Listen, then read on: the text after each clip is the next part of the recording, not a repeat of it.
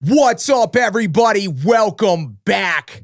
Season 2. Round 12 of Monster Energy Supercross. Let's go. What's up? The muddiest race.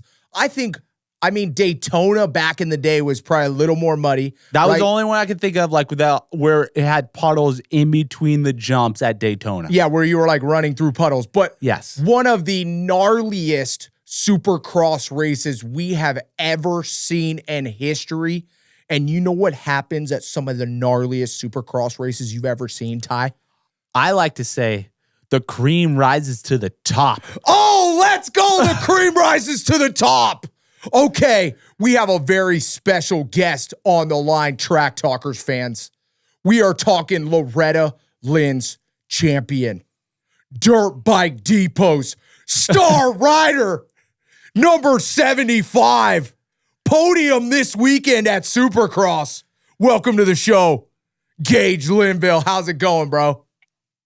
Oh, man, we're living life to the fullest at the moment. Dude, how was the intro? Did we bring the hype or what? Oh, the hype is there. I love it. All right, well, let's get right into this, dude.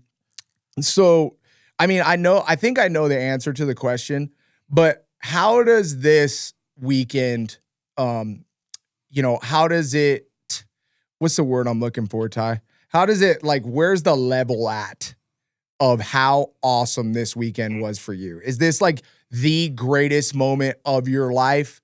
Has it even sank in yet? Has it even sunk in We yet? are a couple days removed from the round of Supercross where you just put a staple basically on your whole entire career, I think. Just, right? He's gonna have that for the rest of his life. Gage Linville, podium guy. Couple days removed, how is everything feeling? Like, is it still unbelievable? Like, do you have to rewatch the race and be like, that's me? Yeah, it's crazy. Like, you asked about the level. Like, 1 through 10, we're probably like a 20 right now. And, I've watched the race, I think, a total of three times so far.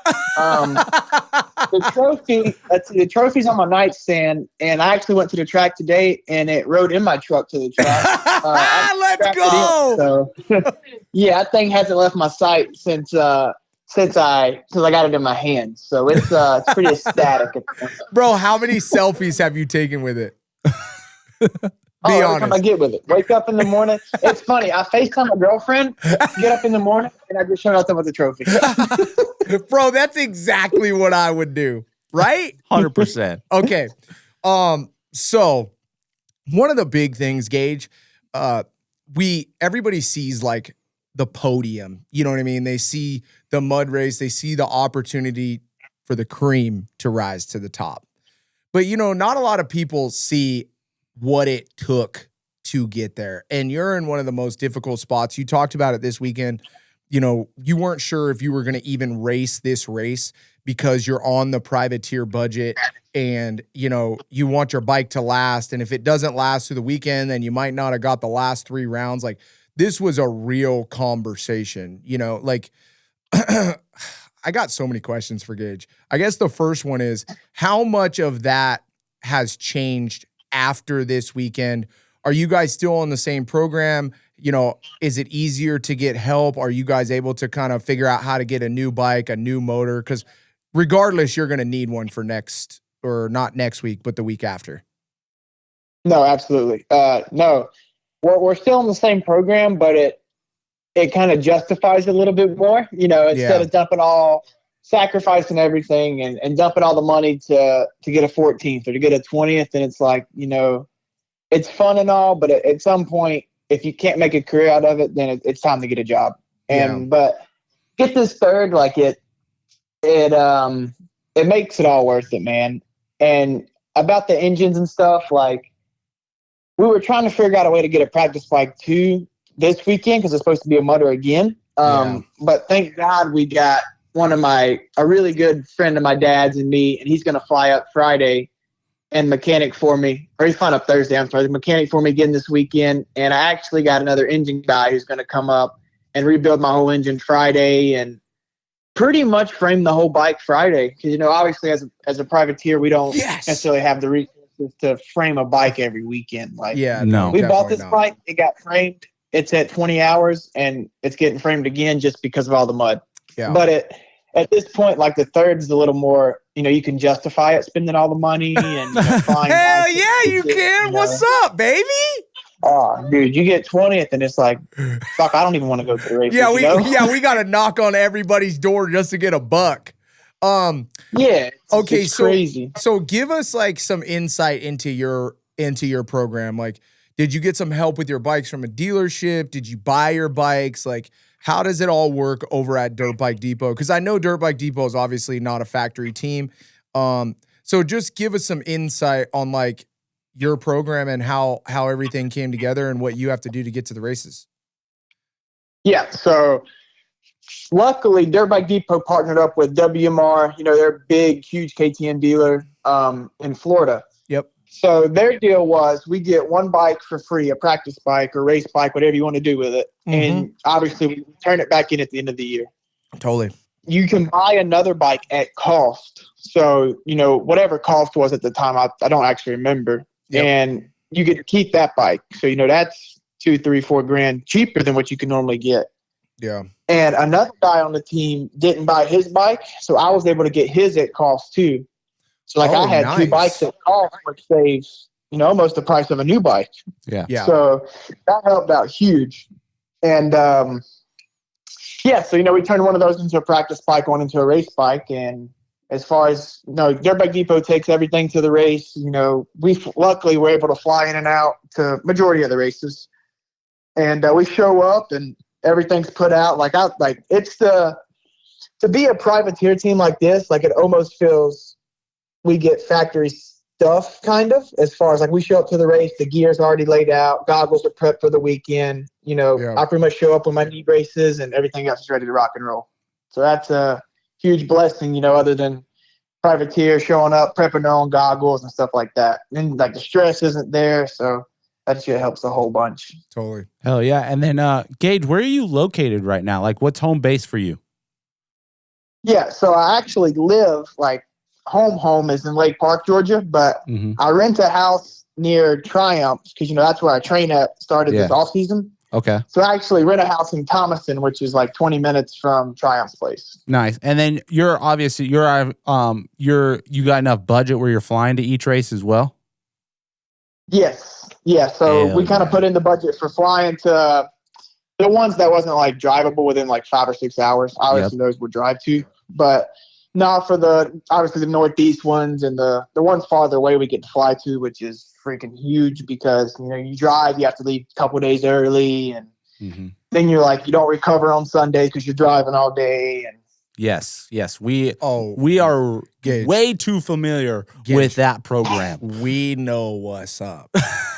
that privateer life, man, it's a different breed.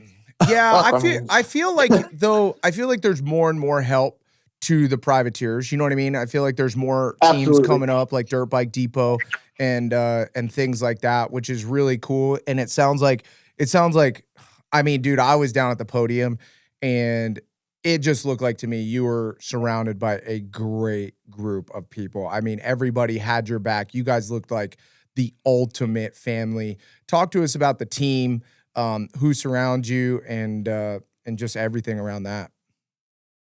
No, the team atmosphere is unreal. Like, when you show up to a race, like obviously there's nerves and there's what's the word I'm looking for? Like you're nervous, and when you get there, like the atmosphere is great. Everybody's kind of joking around, laughing. Yep. Obviously there's pressure, but we try to take most of the pressure out of it and just go out there like it's another day. Freaking have fun on your dirt bike and put in the best finish you can. Obviously, a 20th and a 14th, that shit is not fun. But when you get back to a third or, even inside the top 10, like that, it makes everything worth it.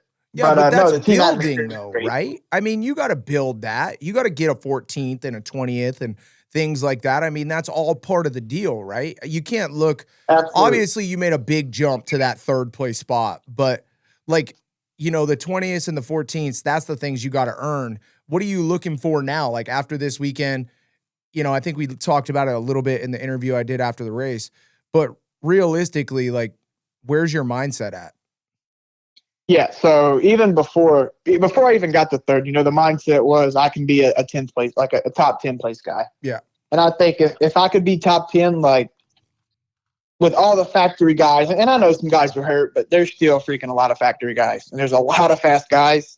So in my book, if I can be top 10, week in and week out, then my name gets out there, possibly get a ride, maybe a factory fill in. Like that's the goal, is to no matter what, be top 10. And, I felt solid after freaking round 1, crashed in the first turn, came back to 12th. Round 2, crashed again, 14th, and then it kind of went a little downhill. But, hey, third, maybe could sneak into the, top 10, top 12 in East-West, and we're freaking living life, man. Wow. Hey, absolutely, Gage.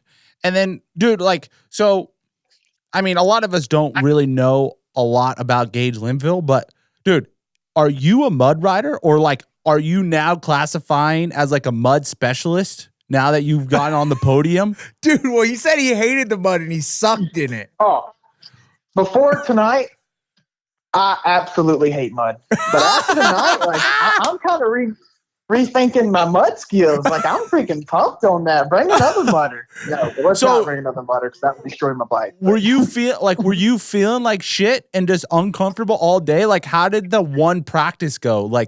Those schedules, I always hated because it was so lazy. You were just, you didn't do a lot of nothing. And then all of a sudden you get 8 minutes on a shitty track. Well, here's the other thing, Ty. Dude, what? This is the other thing that's crazy. Let's talk about practice. We talking about practice. That's what I'm talking about, okay, practice. He's A group, right, Gage? Yes. You're A. Yeah, A group. So you guys, they put the C and B before. So Gage qualified. What did you qualify again? 6th or 9th? What'd you say, Gage? I was 6th in A group. 6th. What did you end up qualifying out of everybody? 19th. 19th. Yeah. Bro would have been a 6th place on any other race, but ended up 19th.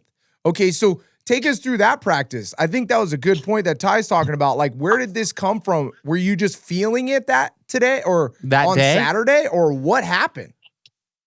Yeah, so, we watched Peacock, and I was watching the C groups out there. Well, futures are out there, and I'm like, track, it's muddy, but it actually doesn't look bad from TV. It looks muddy, but rideable. Yep. C practice comes out, and I want to say it was finesse, maybe, in sending triples. And Dayton Briggs, I want to say it was sending triples. Yeah. Dude, there's nothing sketchier than sending a triple in the mud. Yeah. And so I'm doing it first lap. C group gets out there.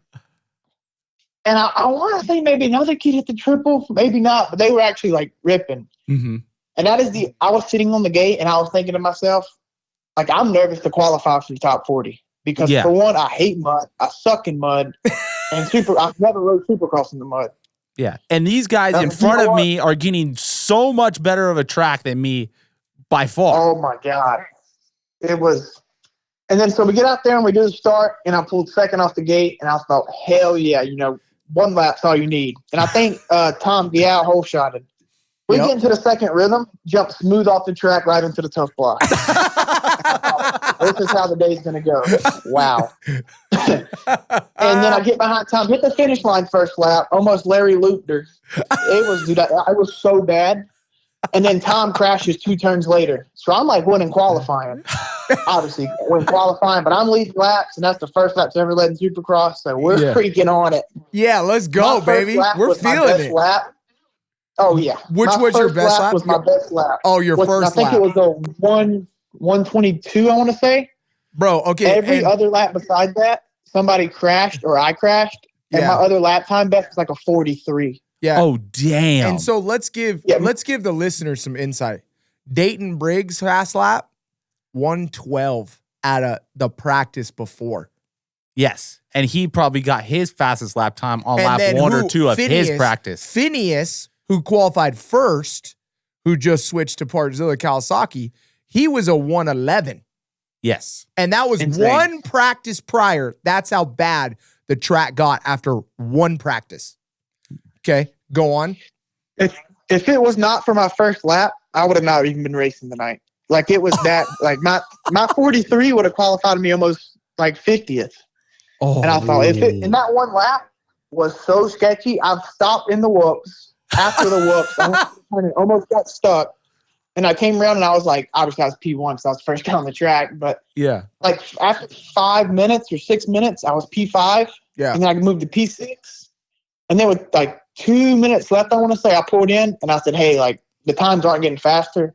I'm saving the bike. We're going back. Yeah. And then luckily we sat there, made sure nothing, nobody else got much faster. I think Hammaker might have got faster, but So- he's on another level. So pretty much what you're telling me is you took like a little break.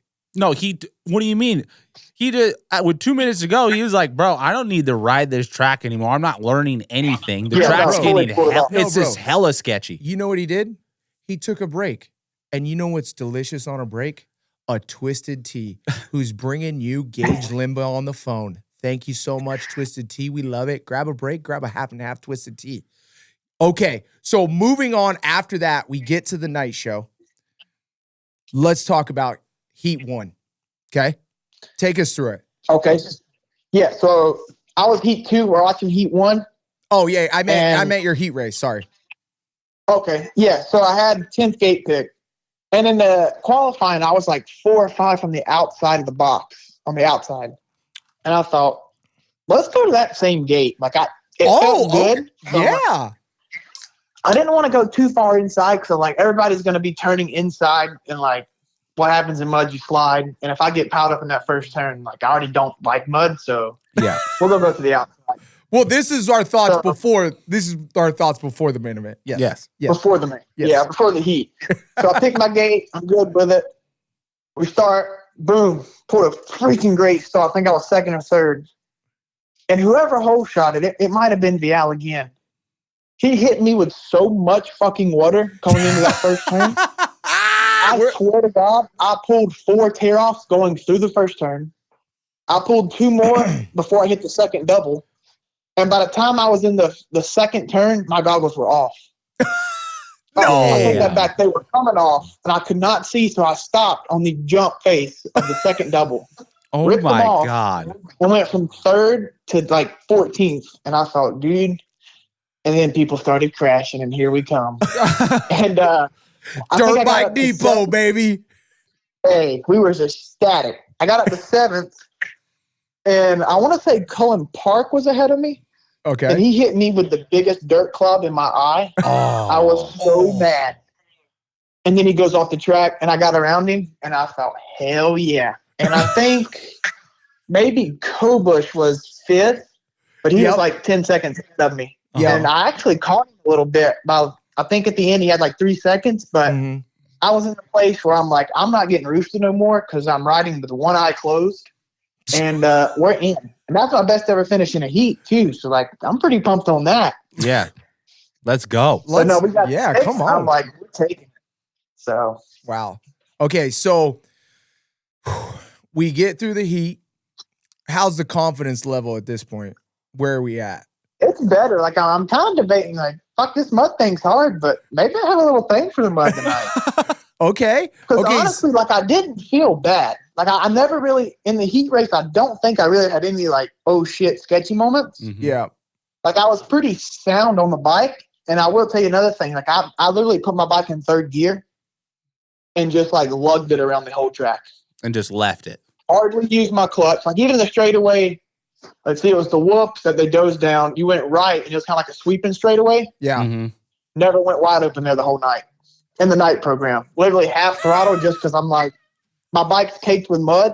Obviously, you revving it. It's caked with mud. It's not breathing. Like, it's going to get hot. Yep. So I was just like, brr, like just coasting almost around the whole track. Gage Linville, the brains and the brawn, baby. Hey, he made it work. You know what I'm saying? Yes. Don't blow up the bike Funny story about and that, go too. fast.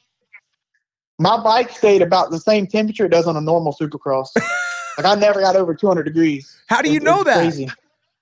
I had the little, well, I say I know that. I had the little temp sticker on there. Uh-huh. Oh, okay. I don't know how accurate those things are, but I did look down Bro. occasionally and see it. It was never over halfway. That thing was spot on. What are you talking about? Okay, let's talk about this a little bit before we move on to the main event. So, how did you go with tear-offs or Zippos like all night? Because, dude, I've seen a lot of guys. Dude, it doesn't matter how rainy it is.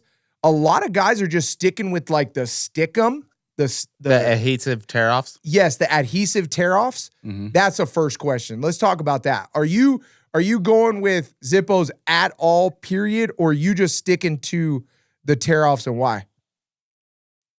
we rocked the whole night program qualifying with 7 tear-offs each session. No, you did not. Never went out, I swear to you. That's why I said when I pulled my goggles, I had 7 tear-offs, and I pulled all 7 by the first rhythm. Bro, confidence. Well, Gage, let's give a shout out to your goggle sponsor. Who are they? They killed it. They are Viral Goggles. Viral goggles with 7 tear-offs. Somehow gets on the podium with. So to the main event, you put 7 tear-offs on. We had 7 tear-offs on, and the main event never pulled my goggles. Dude, you are an insane individual. Yards, Special. I would put 21 on for like a heat race. Yeah, like 20 for every lap I'm out there. Like Yeah, I would have at least the amount of laps. I didn't care if I knew. couldn't see because I knew I needed those things. Yes. Okay. Number 2, what kind of tires do you run? Do you run Pirellis? Do you run Dunlops, right? Dunlop. I run Dunlop. Did you go with the scoop or did you go with the regular tire to get off the grate? Like what was your strategy? Yeah, what was your strategy there? We went with the regular tire. And to be honest with you, mainly because like I was going to get a scoop put on, but I thought if I get the scoop put on and I don't like it, because I'm not a huge fan of the scoops anyway. Like if I don't have to run a scoop, I don't like a scoop. Okay. And I thought if I get a scoop put on, like I'm not going to have time to take this tire to Dunlop, get the scoop put off, get a regular tire put on, like during the night program. So I said, you know what? Like we're going to pick a tire and we're going to stick with it no matter what. And it ended up being the 34. Oh, wow. All right. But I'll be honest with you, I was a bit nervous when I was walking. We were picking gates for the main event, and I see all the factory guys have the 34 or the scoop on. I thought I might have made the wrong decision. Yeah, but here's the catch. Here's the catch, Gage. And I don't even know if I'm allowed to say this on Track Talkers, but we're going to say it anyways. So they have different scoop options so like the carcass, they got the softer carcass to get off the gate when it's wet, because that's like the huge thing is you can't get off the gate with the scoop because that center knob is like too slick. Yeah. So like those factory guys will get the super, super soft scoop to be able to get off. But even Kenny and those guys, they were running the regular 34, siping the whole back of the knob off to get more open space and get off the grate, because it's just a well-known period thing that the 34 gets off the grate insanely good. So if you can use the 34 to get off the gate, it's going to get you off the gate better. And my starts were freaking my starts normally suck. I'll be honest with you, my starts normally suck. But this weekend, we were freaking on par with starts. Even from freaking Q1 or Q2, whatever you want to call it, through the whole night program, our starts were money. That's awesome. Hey. Love it. So let's talk about your start, because your start wasn't that good in the main event. Because you might have got off the gate good, but you crashed in the first corner. That was.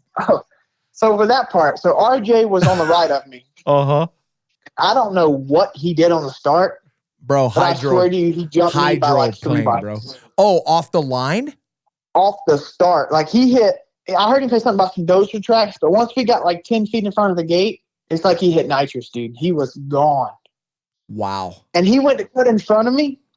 And he had 2 bikes on me. And when he did, the same shit happened, dude. A puddle splashed me straight in the face. Oh. Blacked out the vision. I pulled a tear off, and when I did, he was already on the ground. And some guy behind me just full on rammed me. And I went straight down. But the thing was that my handlebar went straight to my throat, dude. Like throat, tip of your collarbone. Yeah. And I was like hagging for 5 or 6 seconds. Like knocked the wind out of me. Hagging. God damn. And I have bad collarbones. Like I broke both of my collarbones and they're both plated. So we got those. Those are extra solid. And you broke a collarbone, like they're super sensitive still to touch. Yes. So when I hit it, like my collarbone was like pinging, and I thought, I swear to you, if I just broke my collarbone. So I got up and gave it like the little. That's when people see me like moving my arm, like, oh, he hurt his arm. Like no, my arm was fine. I just had a little tingling. I had to make sure it was all good. And then I had no clue where my bike was. Yeah, because it was covered in mud. It was covered in a Honda. I think it might have been Henry Miller's bike was on top of my bike. Wow. And he was underneath and he's like, get it off from me, get it off from me. And I'm like, dude, what do you want me to do? Like I'm I can't breathe at the moment. Yeah, I'm trying to figure out if I'm still racing or not. Yeah, like, are we pulling in or are we going to keep going? Like, what's the plan here? Not only that, but I can't breathe, Henry. Like, relax, bro. Exactly. He's screaming at me and I can't even talk. So we get up and I'm like, okay, like I'm second from last or first from last. I'm like, all right, like I'm going to give myself a lap. And if I'm just sketchy and crash again, like I'm pulling in. Like I'm not going to destroy my bike for 18th overall. Yeah. And where they dozed the whoops, of course, I get absolutely sketchy, straight into a big water puddle, almost got stuck, first lap. And I thought, yeah, this is it. Like I'm pulling in. I'm going to get to the finish line and pull in. Oh my And gosh. between then and the finish line, I don't know what I did, but I freaking killed those two sections. Like I didn't get squirrely, and I was like, you know what? We're gonna give it another lap to see how we do. And I think I was still in like 18th. Yeah, so 19th. I have one or two guys. Yeah, I have your laps right here. So first lap, they logged you in at 18th, and then the second lap, you were in 10th. So you passed 8 guys in one lap to the second lap. Then you passed another 5 guys to the third lap. You got into 5th. No way. And then the fourth lap, you got into 4th. And then the 5th lap, you got into 3rd. And then you stayed 3rd from 5 to 6. So when I got into the second lap, I'll tell you actually what I was doing. And I went back and watched the broadcast. And I don't know if, like, from what I saw, that 11th through whatever place wasn't doing it. Yeah. Was the 2 doubles that were triples, like the double after the finish line. Yep. And the other one, they were singling it, and I was doubling it, and I was gaining like a you roll lot. that thing because it's right to the bottom. I mean, you're freaking 4 or 5 seconds. Yeah. My boy Gage is just I was sending the over double. people. Oh my god, that was like you was landing. I almost landed with both feet out, like it was so squirrely, and I about crashed, but we did it. And then I remember I battled with Thrasher because I almost thought I was already lapped, to be honest with you. Because everybody's so money. Yeah, you couldn't tell. They could not tell. And by the 3rd or 4th lap, there was like 2 people down. It was Bennick and somebody else in the rhythm before the finish. Yeah. And at that time, like that's when I think I moved into 10th or whatever. Yeah. Mm-hmm. And it was like the lap or so later, and I was on Volan. And I thought, I knew Max obviously won his heat race by 40 seconds or 30 seconds. Yeah, something went crazy. 20 seconds a lap faster than I did. Yeah. So I thought, he must have crashed. Like something happened. Yep. And I'm getting blue flags. And I thought, are you serious? Like I'm getting lapped already. Like we're 4 laps in. And I was passing people too. And I was like, you know what? Like I'm going to be all over Supercross and the broadcast. Like I'm probably going to get black flag, but I'm not moving. I'm out here racing. My God thinks he's getting black flagged in 3rd, baby. Let's go. I did. And I was like, you know what? Whoever's leading, I'm sorry. Like, I'm going to have to apologize to them because they're probably going to want to fight me because I'm not moving out of the way. And all of a sudden, like, we're riding and nobody's passing me. And I'm like, and at the time, I'm feeling like pretty good in the mud. Like, I only had 1 or 2 little sketchy moments, but they weren't like, super sketchy. Yeah. And then it's like, I hear my team manager, he's in the tower screaming. And he's like, once you know somebody, like, they're screaming. Yeah, totally. And I want to say it's last lap. I want to either last lap or 2 to go. And I hear him screaming. And I wear earplugs. Like, it's hard for me to hear like that. Yeah. Yeah, but you're hearing him. Yeah. And I'm like, what the fuck is he screaming about? And my mechanic, he's just sitting there with his arms crossed watching because I'm looking at him. And I think that's the lap. Supercross might have posted it today. I'm like shaking my head and I'm like, dude, I feel freaking good. Like I'm ready to roll. I didn't know I was in 3rd. I'm like, I'm going to send it. Like, let's go. Yeah. And I almost got stuck that lap, believe it or not. So, wow. And then we crossed the checkered and I'm like, and I'm cussing. I'm like, fuck, if I wouldn't have crashed, I think I could have got, an 8th or 7th. And I didn't see my mechanic, so I'm like, fuck, he's already went back. So I'm going through the tunnel almost. I'm entering he's the tunnel pissed. and people screaming. Yeah, I'm mad and he's mad. I'm almost going to go through the tunnel and I hear people screaming. And he come up to me, he's like, hey, where are you going? I said, I'm going back to the truck. Like, what do you mean, where am I going? I don't have no option going back home. And he's like, no, they need you on the podium. I said, for what? I said, I didn't whole shot. And I don't get no whole shot award. Yeah. Ain't amateur. And he's like, no, dude, you got third. And I said, yeah, right. Crashed in the first lap. Come on. He's like, no, you got third. And at that time, like, the guy with the cameras were all on me. And my instinct, I literally just threw him my bike. And I feel bad because I cut his whole leg open, like with the peg and everything. Threw the bike, and I saw the biggest thing of mud. And I said, this is my time. And we made mud angels. I seen you making mud angels on the track. That was awesome. And it's weird because, like, I remember I watched the mud race last year, and I want to think it was early in the season, and it was so muddy. San Francisco. And and I just remember telling myself, I'm like, man, if I'm ever in that position, like, ever, I'm making a freaking mud angel. Like, that just looks so fun. Yep. And that's all that hit me. And I saw the biggest mud and did it. And the track guy screaming at me to get up. And I'm just like, I know. I saw the guy like yelling at you, like, bro, you got to get out of the mud. Come on. Yeah. I'm like, I got to have my moment. Yeah. You're like, bro, you need to chill is what you really need to do. Yeah. I was like, I'm not, you're not going to get me up for the next 10 seconds. Like, I'm having this moment and I'm doing this. Yeah. Wow. I don't even, what do you say, dude? Bro, that's sick. I mean, Gage Linville, new favorite rider, bro. New favorite rider, dude. What? I mean, wow. I love it. I'm like speechless a little bit. I don't even know what to say. I feel like I'm in the moment once again.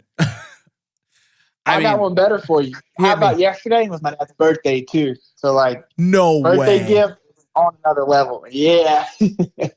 Wow. So it just, it came all together for the Linfields. For the Linvilles, It did. It was everything. Nothing's probably ever going to top that day. Like, just to make it like on my dad's birthday too. Like, that makes it so much better. Wow. 100%. Wow. Well, Gage, thank you so much for coming on the show, bro. I know it's late over there. You came on at like freaking 10 o'clock at night. Thank you so much for doing that. We appreciate it. I'm glad you did because wow, what a night, what a story. We'll definitely have to have you on the show again, but I want to give you a second, dude. Anybody you want to thank or anything you want to say before we let you go to bed? Or how can the fans find you, Gage? Yeah, how can the fans find you and help you? Yeah, so as far as you can find me on Instagram at Gage402, and that would be freaking huge. I've got over 1,500 followers. Like, I just hit the 10K mark. And Let's go. Like, again, like, I'm on cloud nine about that too, because I've been wanting the 10 point something for so freaking long. I woke up this morning and had it and just put the biggest smile on my face. Wow, that's cool. But no, as far as thinking, like, the whole Dirt Bike Depot team, they put in a lot of hours, and everybody who helps them, like you guys, they don't realize how much. I know we're a smaller team, but it goes so much for us. And I wouldn't be here without any of those guys. But my dad, everything he does, and my girlfriend back home, she helps me so much. And even the Triumph guys, they help me so much during the week and allow me to train there. And especially with their trainer, Mike Brown, he does so much for me. And I definitely wouldn't be where I am without any of our sponsors or those guys. So big shout out to those guys, and shout out to you guys for having me on. This is so sick to me because like I'm not really. I don't get invited to shit like this, so this is freaking. I'm pumped on this too. Hell yeah, well, dude. We grew up from digging fence post holes to having a little dream of racing Supercross and doing the whole privateer thing, and then I got to ride for Twisted T Suzuki at the end of my career. I know what it takes. I know the position you're in. I know how much this stuff means, and we want to give guys like you a platform to show your better. Personality show how sick you are, Gage, because hopefully now you believe that you are one of these guys and you can kick all those factory riders off of their pedestal and you can just go battle them throughout the rest of the Supercross season into the outdoors, because obviously they're not better than you. You just beat almost everybody but Chance Hymas. So I think that should be your attitude from here on out, knowing that you're the guy. You have the talent. You just got to find the pieces and put it together on every Saturday. Boom. Absolutely. And I thank you guys so much because, like, you believe in yourself, but when you get 14th and 20th, like, it's tough. It's hard to – It's tough. But to do that, like, at the end of the day, I put my pants on the same way all these guys put their pants on. And now I say I believed it before, but now I really believe it. Mm-hmm. Yeah. And I think confidence goes a huge way. So yeah, hell yeah. Does. And the last thing I want to say is a Supercross is a Supercross. Period. absolutely. It don't matter if it's muddy. It don't matter if it's dry. Because the best guys on the best equipment are all at the same race, right in the same main event. And that's it. I don't care what you want to say, what excuse there is. A Supercross is a Supercross. Live it up, Gage. Thank you so much for being on the show. We appreciate you. And, dude, you're always welcome on the show anytime. And hopefully we'll have you on again. Absolutely. Thank you guys so much. Heck yeah, you know it. Have a great night. Yes, sir. You too. Peace.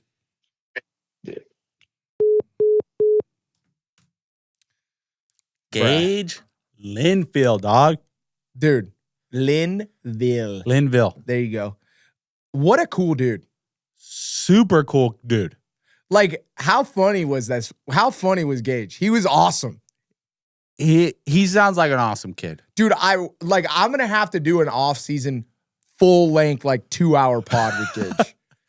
Yes. Like, we just got through the night story. That was it. Just went through the night. Like, imagine, us, imagine all the shit that was in the background before this that had to happen to get to that point. That was just the day, bro. He was only supposed to be on at 20 minutes. It's 10:30, 10:45 at night where he's at right now. And people just, fans, you guys unfortunately just have no idea how much even that day is, because I guarantee you he was probably looking for a practice bike or some sort of bike to ride that day to not ruin his race bike. He was legitimately talking to me after the race, dude, I wasn't going to race. My dad called me and he's like, bro, if you blow your bike up tonight, I just want to let you know that you don't have a bike for the last 3 rounds. If you blow it up tonight, you're done. Yeah. He said that. There's a lot of people in that scenario where they're like, dude, I can't rebuild this $5,000 or $6,000 or $7,000 bike. Starling is on Instagram today, doing some donation thing with jerseys to try to make money to rebuild his bike.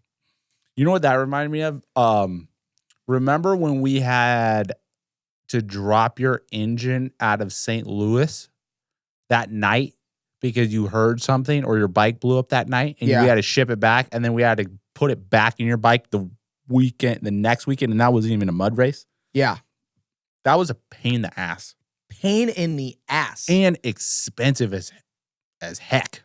It was $250 just to ship it one direction. One direction. Because it's got to be overnighted. Yes. Because then they need enough time to then fix it, to then re-overnight it back to you. Yeah, because we need it back on Thursday. And you can't take it on the plane. Nope. So you can't get it that way. So you have to ship it in a cooler or wherever. Yes. All right. Well, we had one awesome guest. You ready for another one? Yes. All right. Well, brought to you by Dirt Tricks. Let's make a phone call. Should we just leave it as a surprise? Yes. Okay, let's leave it as a surprise. See if we can get in on this. You ready? Let's make a phone call real quick. Your call has been forwarded to voicemail. The person you're trying to reach. Okay, well, hopefully he's got his phone on Moon. Yep. He had it on do not disturb. Oh. That was funny, though. That was funny. Yo. Dayton Briggs, welcome to Track Talkers, bro. What up? What's up? Dude. Can you hear me good? I'm driving. Yes, we can hear you great.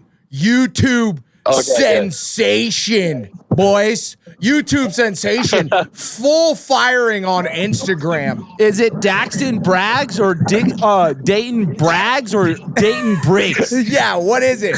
Like, bro, we got so many wrong like things going on. The broadcast can barely figure it out. Freaking multiple Instagrams can barely figure it out. Bro, it's not Dayton Briggs, it's Dayton Briggs, bro. Right? You came in prepared. Holy crap. Yeah, dude, we are ready. We are track talkers. We know what's going on. We know all about the 734.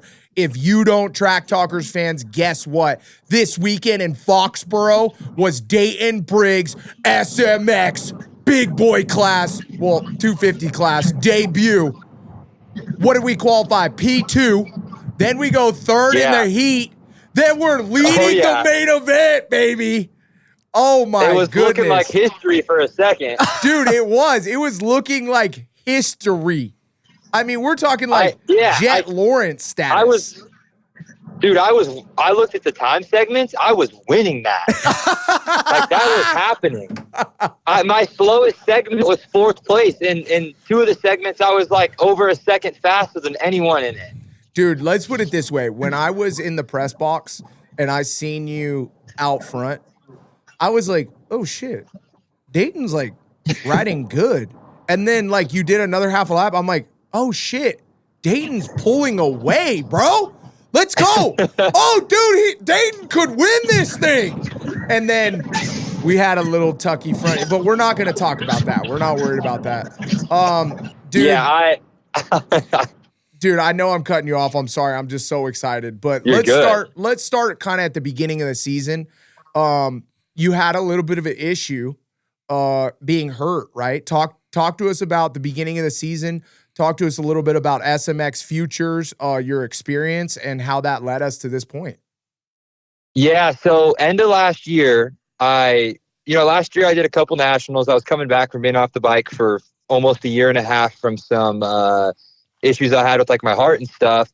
And I remember I built up my socials during that time, and I heard that Michaels RENO and Stan Benson was making a team. And in my head, I was like, I'm going to find the team manager's number and I'm going to get myself a ride with my mouth right now. Yeah. And somehow I did it. So I have to be one of the only people in history to sign a contract, a full pro deal, and didn't race all year. Like, I think that's got to be a world's first. And then the plan was to go to Minios, get my points, fly to Minios. It goes horrible. I end up like going over the bars on a triple, breaking my hand. Couldn't even get top 10. Go to AZ Open. Pinky gets shattered on the start from some kid that turns into me. So we went home. I was like, all right, I don't know what we're going to do now. Yeah. I get healed up. I ride Supercross for 2 days on the bike. And then we heard I got into Glendale somehow. So we went to Glendale for SMX Futures. So you said pretty much like, I want to cut you off right there because I'm interested in that a little bit. So you said you got into SMX Futures. So SMX Futures, for the people that don't know, is like an invite deal, or how does that work? Yeah, it's legit a who you know deal. Like, if you don't know someone, you cannot race it. It's not possible. So I think from what I heard, we had called everybody because I didn't find out I got in until like, how long? Like 4 days before, probably. Yeah, wow. 3 or 4 days. My mechanics with me, but we found out like 4 days before. Yeah. And we were like, no way I got in. Apparently, Nathan Ramsey called Daniel Blair, and Daniel Blair got me in because there was an extra spot for a Husky rider. Oh, wow. So somehow I got in. We go out. First practice, I rode amazing. The next one, I go straight over the bars, blow myself apart in a rhythm because I've never hit anything steep like that. That track was terrifying. Yeah. Yes. But then everyone's like, oh, just race. Like, you never know. So then I whole shotted, rode okay, rode really scared, I would say. But I got 8, so I got 2 points. That was like the biggest win of my life. We were screaming. Yeah. Totally. I mean, that's a like big an 8th deal, place bro. in that. An 8th place in that was a win for us. Yeah. Especially with not riding. So I go back, I train with Jay Whipple. I put in some amazing days on the bike at Fox, and then I blow myself apart on the quad and the rhythm there so bad. Oh. Like, I hit my shoulder so hard, my whole arm and hand was numb for like 2 days. I was so beat, I couldn't move my shoulder. And I got in Daytona Futures, and I just signed up. I was like, screw it, like we're going. Yeah. And the team was like, if you want to go try, we're going to support you all the way. And we went. I couldn't even put my phone in my pocket. Like, that's how bad my shoulder hurt. Like, I couldn't move. Yeah. Like, everyone was making videos, talking shit about me. So like, this kid can't ride. But I was like, they don't know. I was like in the most miserable pain I've ever been in. Yep. Somehow, some way, got 10th. I don't even know how, but I got 2 more points, and that was the biggest win of our life. Adrenaline too. Yeah. Screaming. Wow. And I remember talking to you before that race. You gave me a good pep talk. It got me kind of hyped up. Hell yeah, bro. Love it. Yeah. So that's you're how at I got all my Daytona. points. Yeah. So you're at Daytona. So how many points do you need to go pro? So you need 4 total, and you get 2 per top 10 in futures. Oh, sick. Yeah, you are on cloud 9 right now. Oh, my. And like last lap, I was in 11th, and I think Gibson went over the bars. And when I saw him crash, like I obviously I didn't want him to crash, but I was like, that's 10th for me right totally. now. Yeah. And I've never been so ecstatic. And I remember Tyler, my mechanic, was just screaming. And we were like, we got our points. Like, you would have thought I won the main event with how I was acting at Daytona. Dude, that's so rad. Okay, so Daytona is your last SMX Futures race. Obviously, there's time in between. Talk to us about like the prep, what you went through mentally to like wrap your head around like, oh shit, now I gotta go pro. What do I gotta do to do this, and what's it gonna take? Yeah, so I had a phone call with the team, and our actual plan was for me to get ready for outdoors, because I can ride outdoors well, do good. Yep. So I took like 2 weeks off for my hand, I think, just to heal up my hand and shoulder because it was still bothering me. Got some good therapy done on that. And then I rode outdoors twice on my 450, and I was going so fast. My trainer looked at me and goes, I haven't seen you ride like this in so long. Like, yeah, we're going on a Supercross track. Go ride Supercross, ride amazing. Yeah. And then I call the team, and I'm like, Foxborough, like, that's it. Let's do it. And they were like, because the other teammates actually got hurt for East Coast, so there's no one racing. Yeah. So they needed someone, and they were like, all right, like, if you show up at Foxborough and do it. So I was like, all right, sweet. Did 2 days of outdoors on my 450, 2 days of Supercross, and we were getting ready to fly. And I was like, I thought it was an enclosed stadium, but then Tyler on the plane was like, no, it's not. And I was like, oh my goodness, we're going to have a mud race. Oh, that's awesome. Okay, so let's talk about that whole scenario, right? So you're mentally prepared for a regular opening round Foxborough. You don't free know, practice. Hey, you don't know this. 2 qualifying sessions. You don't know this, but Yeah. I'm sure our boy Dayton over here, Rookster, thinks he's going to get a regular Supercross track if it doesn't rain. But Foxborough is like the worst dirt in history. Yes. So he was stepping into the gnarliest race he could, right? So either way, you didn't know it, but you were going to race a gnarly race. When Tyler told you that it's going to be a mudder, was it like, shit, bro? Or was it like... No, I looked at him and I said, I'm getting in that main event. Let's go! And what's crazy is on the plane, I told him, I'm hole shotting this weekend. I literally told him multiple times, like, because I've been a really good starter my whole life. I don't practice starts. I go to the race. Like, I don't practice starts. I don't do it. Wow, so okay. It's like a thing of mine. So I just show up and start. It's what I've always done. Yeah. And for some reason on the airplane, I was just like, man, I'm on a hole shot.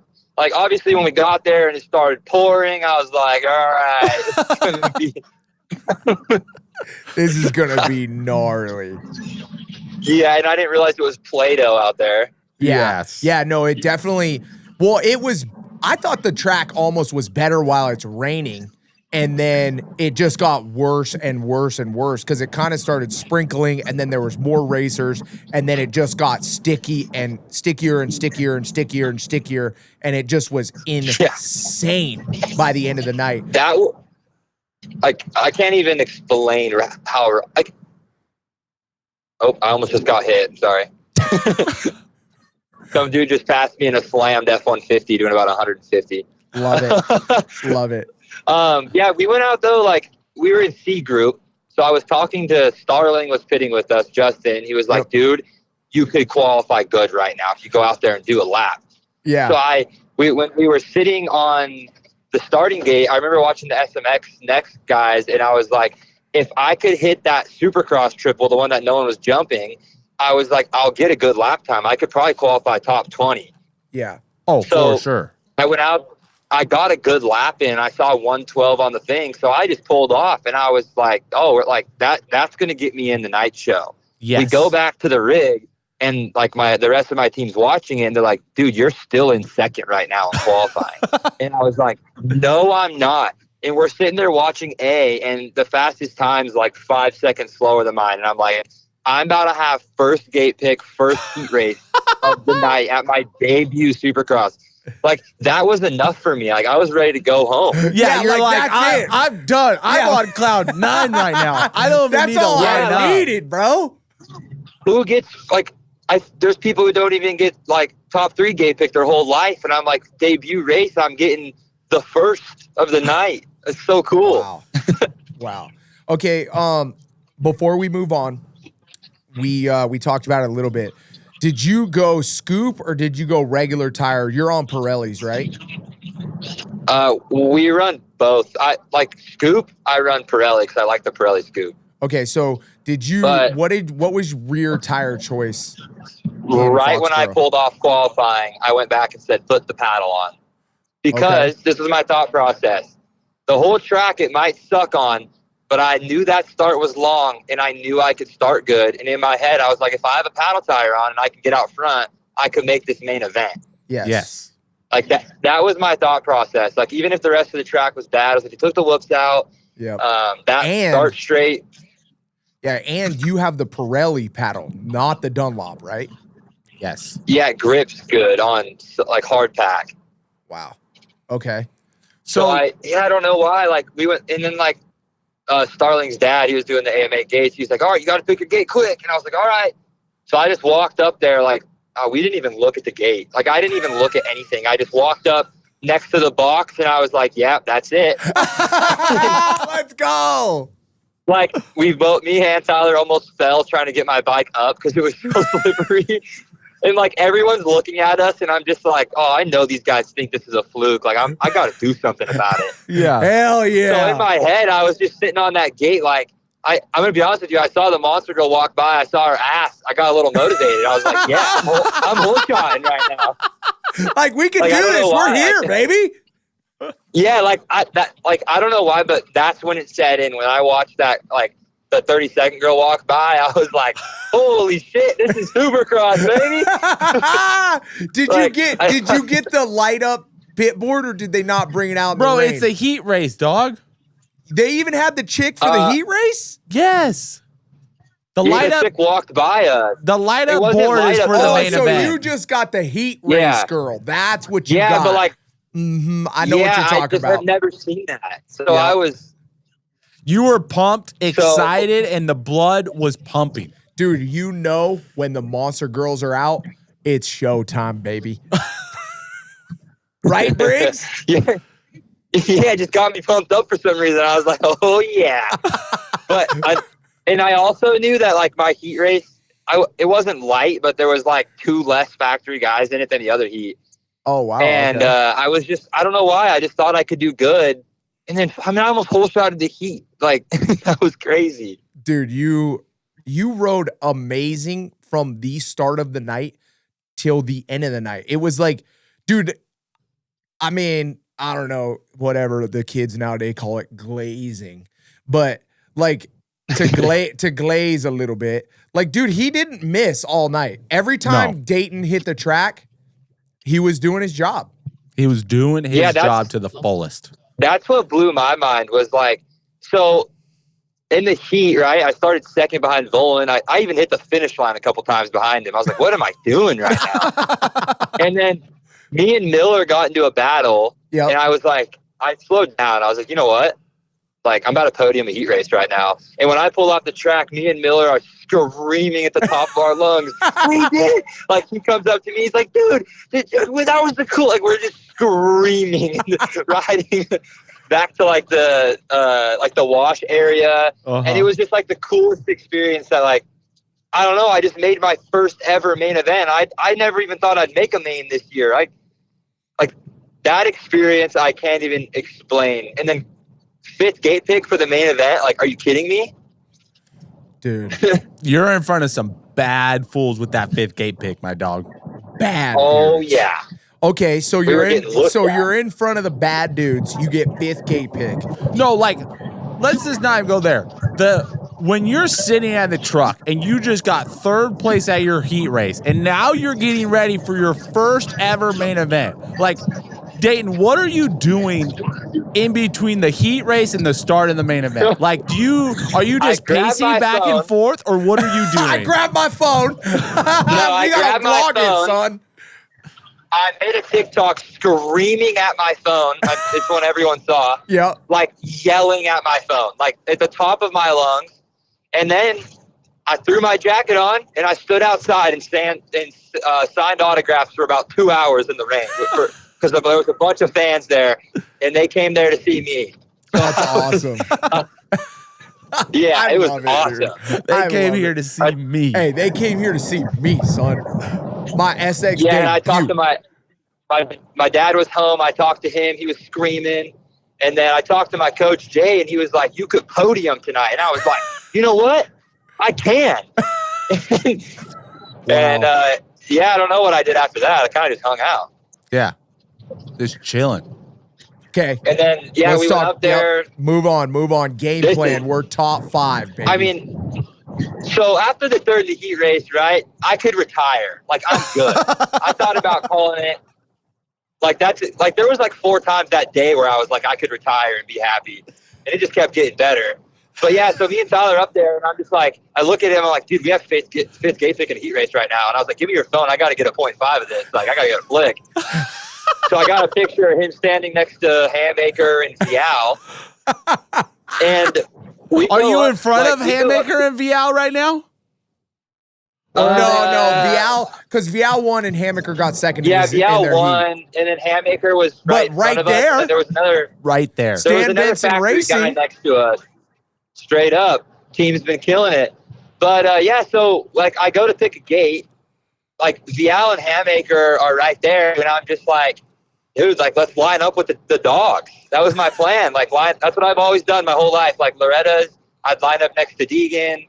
Like I like to line up next to the big dog and try to turn over. Yep. Let's go. So I line up there and I'm looking at the gate. Tyler hands me the phone. He's like, dude, you got to film a TikTok right now. So I film a TikTok on my phone, which is pretty cool. Someone actually got a photo of me sitting on the gate holding my phone up or in the air. So that was a pretty cool photo. That's awesome. And Tyler pats my back and he's like, if you hole shot this, like I got a $100 bill for you. And I was like, damn, that's gas money. I don't know, man. I was just sitting there. I saw that board, the light up board. I didn't even know that was the thing. I was really surprised. Only main event time you get that one, bucko.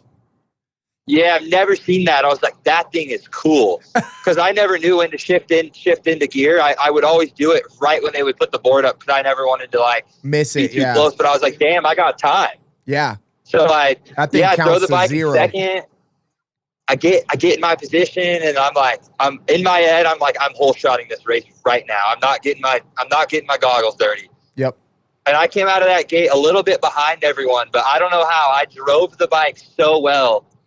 And like halfway down that start straight, I was like, oh my God, I'm about to do this. And then Hampshire, I see Hampshire coming in Mach 500 on the right. And then at that point, I'm like, this is an emotional roller coaster. I'm dead. Like this guy's killing all of us. I'm watching his head skip across the floor. I think he was going so fast. It was insane.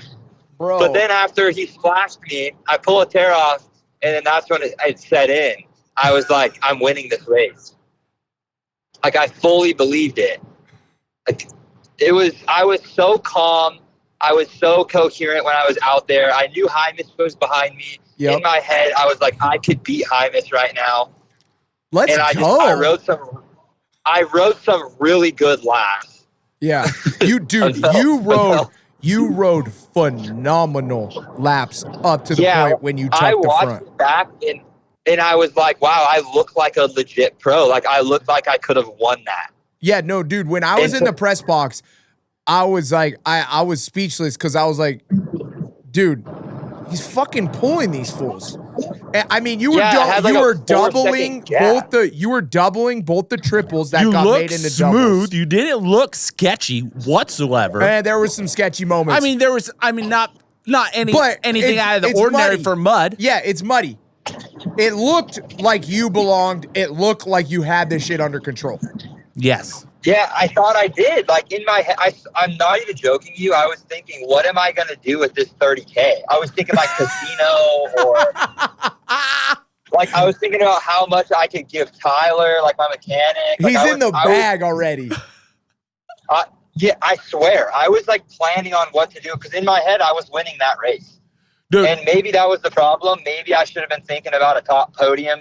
But in my head, I was like, one person in the whole world has won their debut Supercross. I'm going to get put in the Hall of Fame right now. Like, that's where my mind was.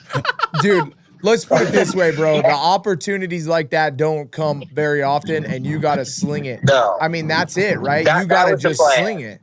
There's nothing wrong with what you did, dude. Nothing. I mean, obviously you crashed, so that was wrong.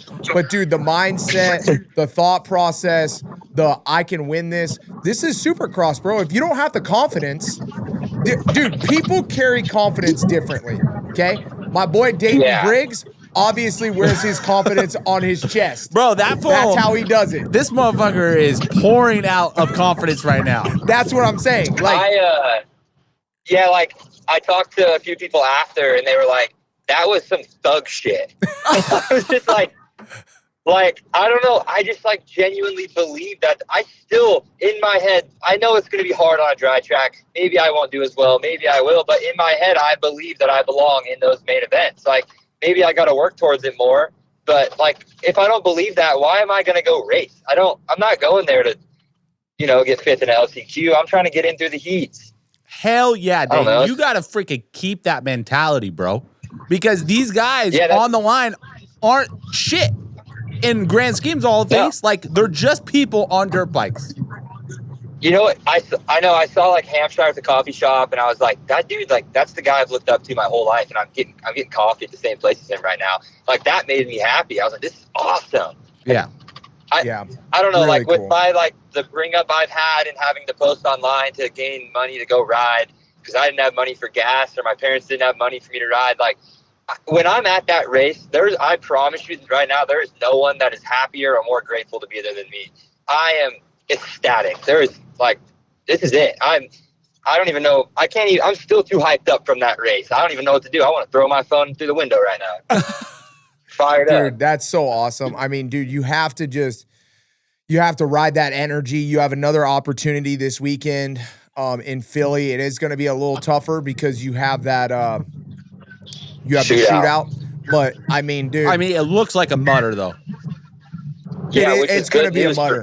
It's going to be a mutter. Yes. And if you can win, that means you're top 2 next weekend.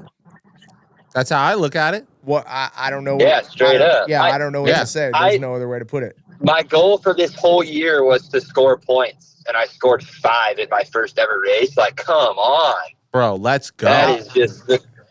That is awesome. I want to rewind a little bit, Dayton. A little tiny bit.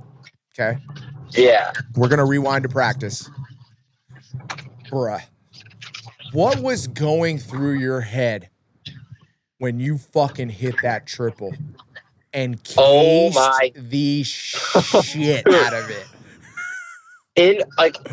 Take us through that, bro. That was one of the ballsiest cases I have ever seen. I'm like, bro, because I'm eyeballing Dayton in practice. I'm like, where are we at? I'm looking at the board. He's doing good. He's riding good. He's revving the shit out of it. Mm-hmm. He's jumping the jumps. He comes off the finish line. Yeah, hits the finish. Yeah, hits the triple. I'm like, okay, baby.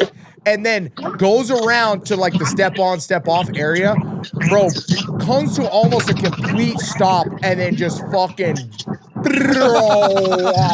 half the speed I thought that he needed for the triple. that left-hand corner, you know, like it had all those holes in the bottom of the on-off thing. Yes. So AC pointed out it went in the qualifying too. I went all the way outside, stopped in the corner, and went across the whole entire track. Like it was. Yes. I looked like an idiot, and then I was like, if I could hit this triple right now, this is going to be a lap. So I literally put that throttle as far back as it would fucking go and sat down. And I was like, I'm hitting this thing.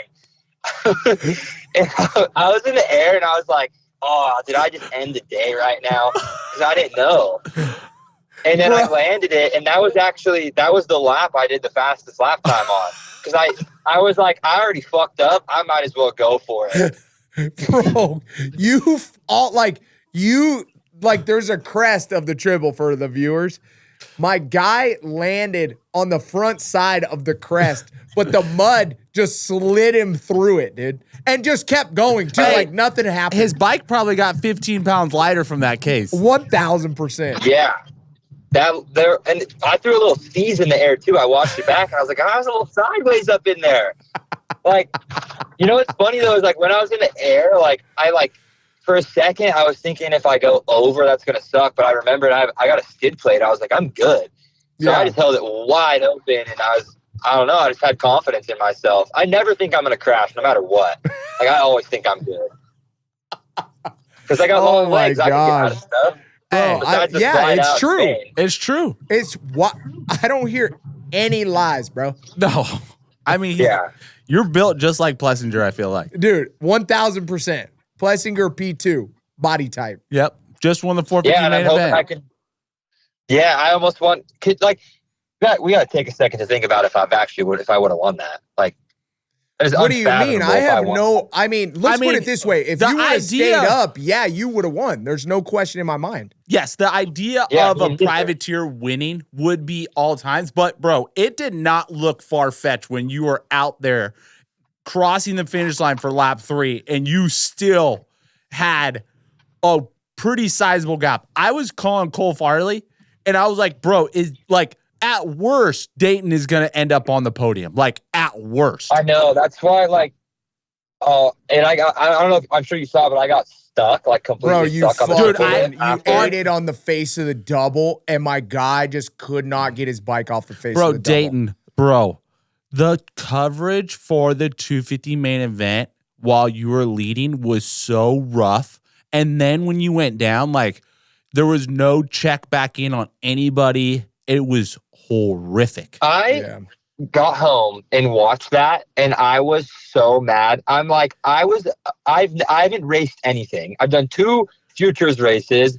I'm leading a main event as a privateer, solid. And you guys, 1, can't get my name right. 2, you don't even bother talking about me. Like, I'm so mad. It's not even funny. Bro, I mean, let's put it this way. We're going to get into that. We're definitely going to get that. We're going to get into that on another part of the show. After your interview. But, dude, I agree with you.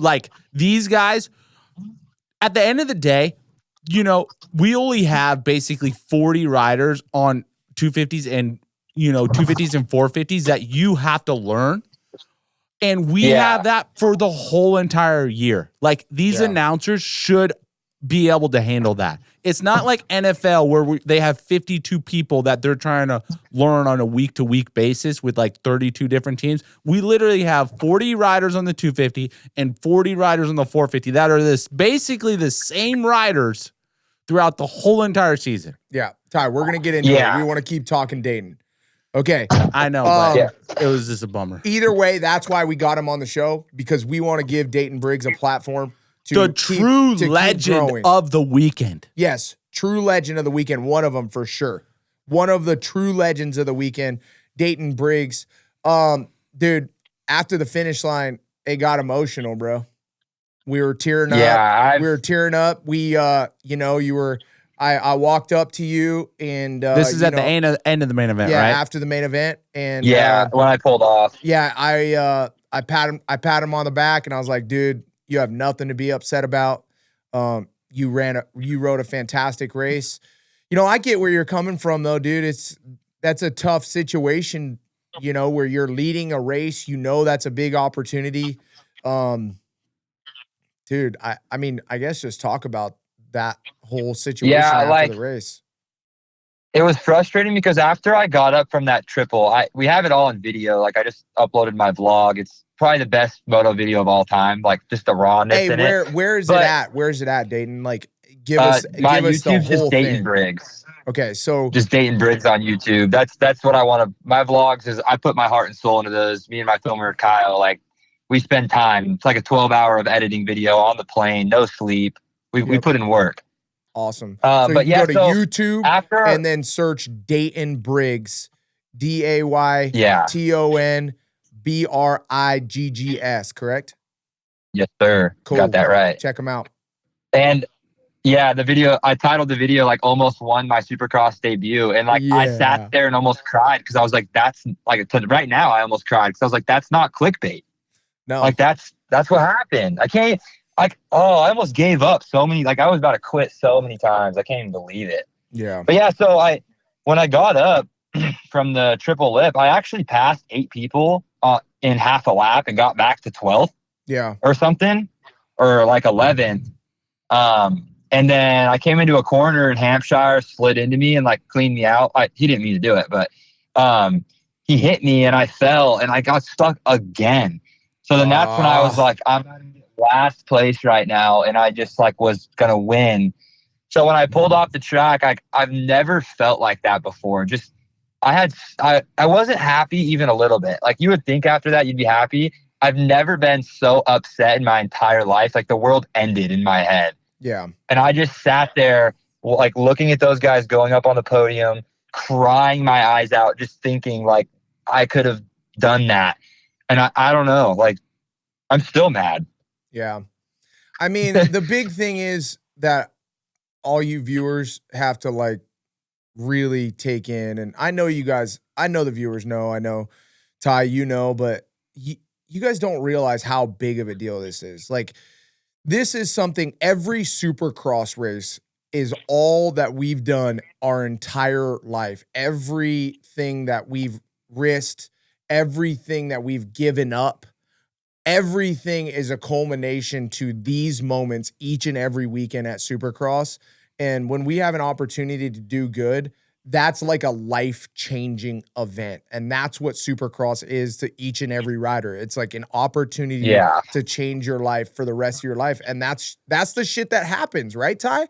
Dude, when you see an opportunity and you're disappointed in yourself, even though it was one of the best races and you'll probably remember it for the rest of your life, you knew what was there. You believed that you could win.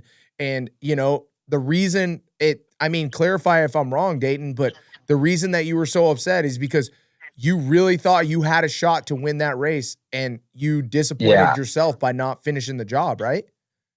It wasn't a shot. I was winning. Like I can't even explain to you how calm, like I was telling Starling and everyone in my rig after, I was like, my heart rate was probably 120. Like I've never been so calm on my bike in my entire life. I was like, I just won Supercross. Like, I don't know if I said this to Daniel Blair too. I was like, I don't know if I'm stupid or like autistic, but like I believed I was winning that shit. Yeah. Like that's how deep it was, to the point where like when I pulled off the track and you were talking to me, like I thought I was dreaming that I didn't win. Yeah. Wow. Like I don't know. I don't know if I'll ever feel like that again. I hope I will. And I know that I believe in my abilities, and I think I could get into a situation where maybe one day I could podium again, hopefully. You never know. Maybe this weekend if it's a mutter. Absolutely. And two, we talked about this on the show earlier, dude. A Supercross is a Supercross. I don't care if it's muddy. I don't care if it's dry. I don't care what it is. A Supercross is a Supercross. At this level, you know, a snow game in football is still an NFL football game. Yep. You know what I mean? It doesn't matter. I agree. You know what I mean? That's what people are talking shit online, and I'm like, hey, guess what? Vial had to ride the same rut I did. That rut didn't change for me or him. Yeah, and dude, like you have to, Dayton. Okay, for all you listeners out there, Dayton Briggs is big into YouTube and TikTok and vlogging, and he's definitely made an awesome name for himself. But also with that comes, you know, we've seen it with Deegan. He's on a little bit of a different level, but you get a lot of people talking shit. But dude, Dayton, I'm going to tell you this. I'm going to tell you this right now, dude, from experience. The better you do, the more you're in the limelight, the more people are going to hate you.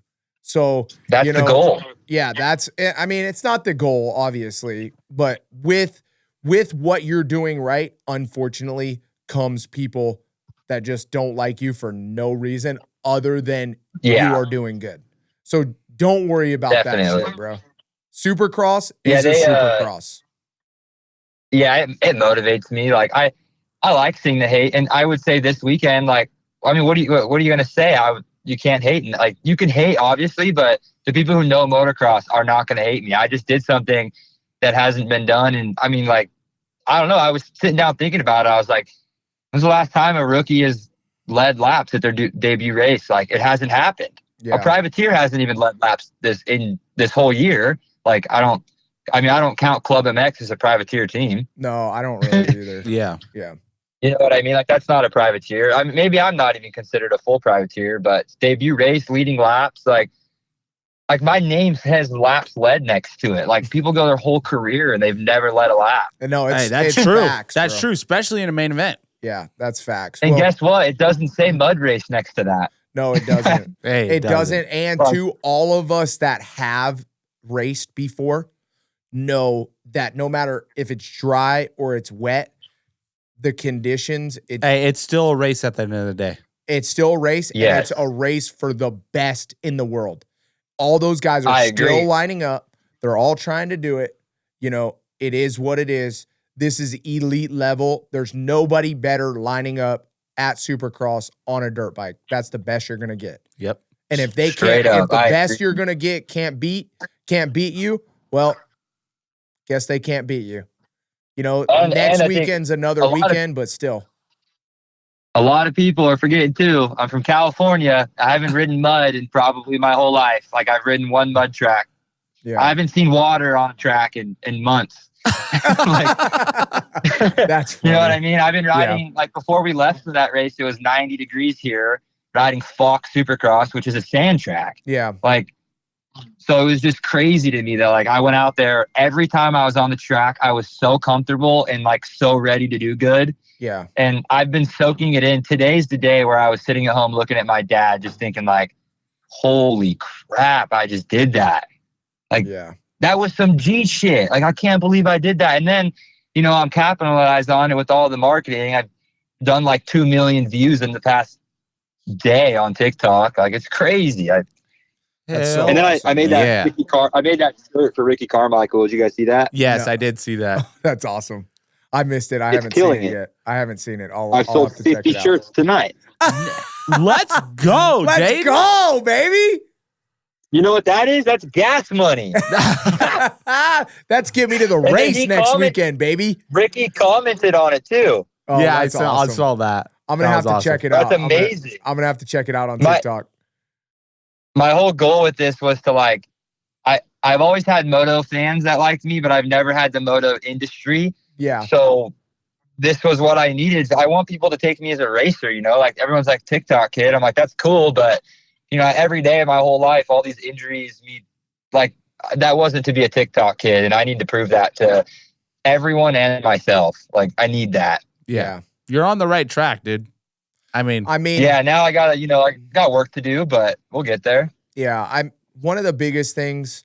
I know I feel like a granddad giving advice. No, I need the wisdom from you. One of the biggest things, dude, is like, I got a lot of that in my career. You know, obviously I made a name for myself doing the hip hop stuff, the rap stuff, and talking to all my fans and yada, yada, yada. And I got a lot of hate, like, you know, give somebody else the ride for Suzuki. Adam doesn't deserve it. He's slow. He sucks. Yeah. And, you know, like, dude, the bottom line is, you have to prove it to yourself.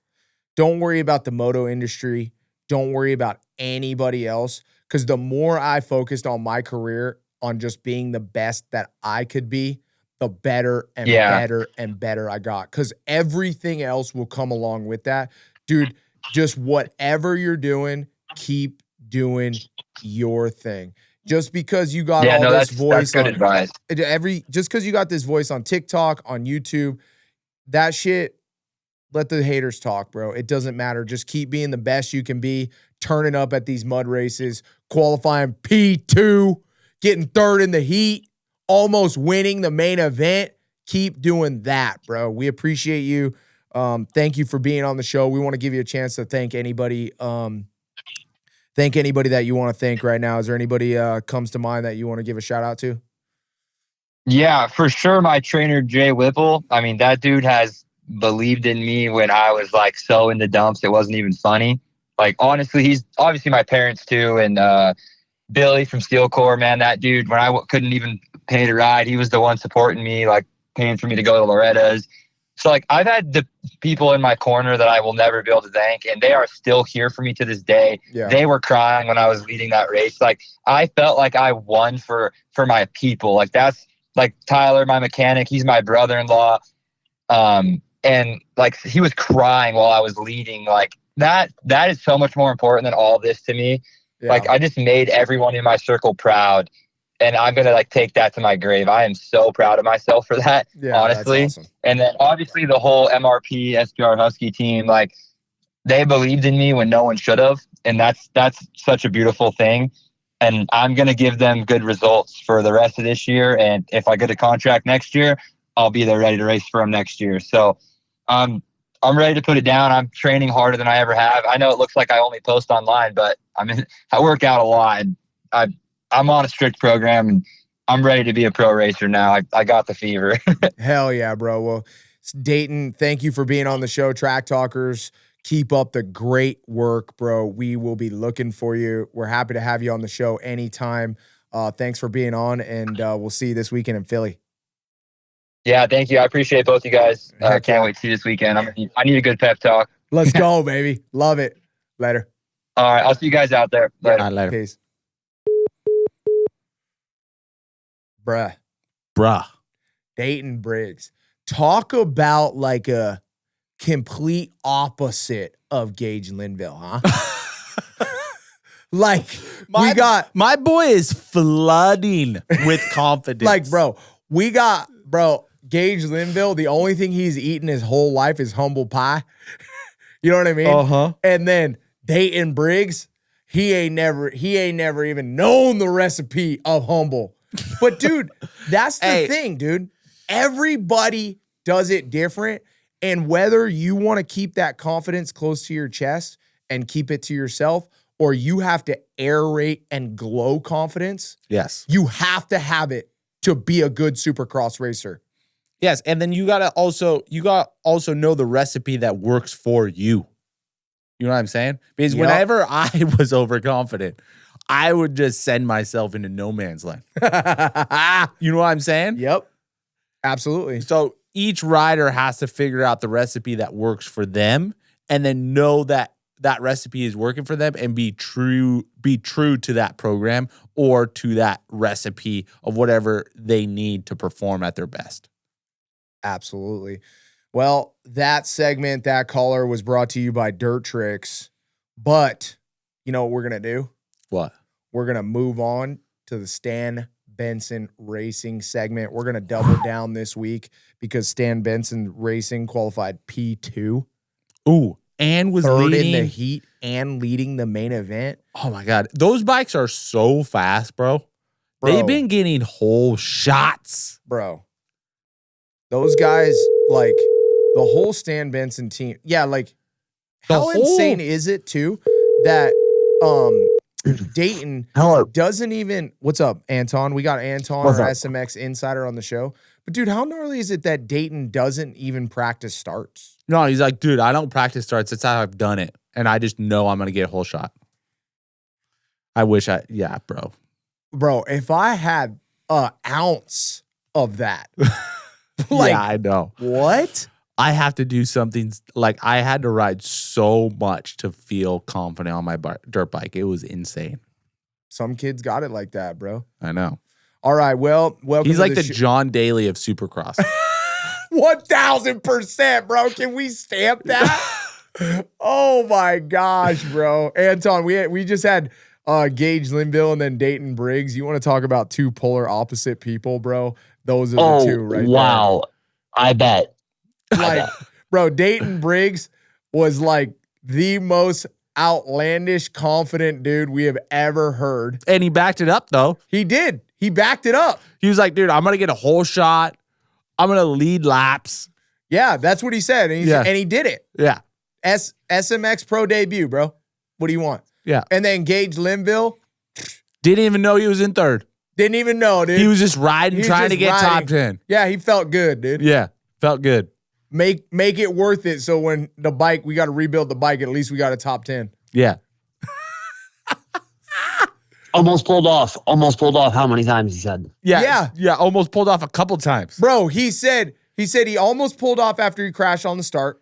Yeah. Then he went a half a lap and crashed again, right? No. He got tank slapper right where they smashed down all the whoops and stuff. Yeah. And then said almost pulled off there. And he's like, oh, I'll just go one more section. He said, oh, I rode the section really good. And I was like, all right, I'll give it one more lap. And then he rode a really good lap. And he's like, all right, I guess I'm staying out. Insane. But we love it. We love both of them. We need them in the sport. Incredible stories. All the characters, it don't matter.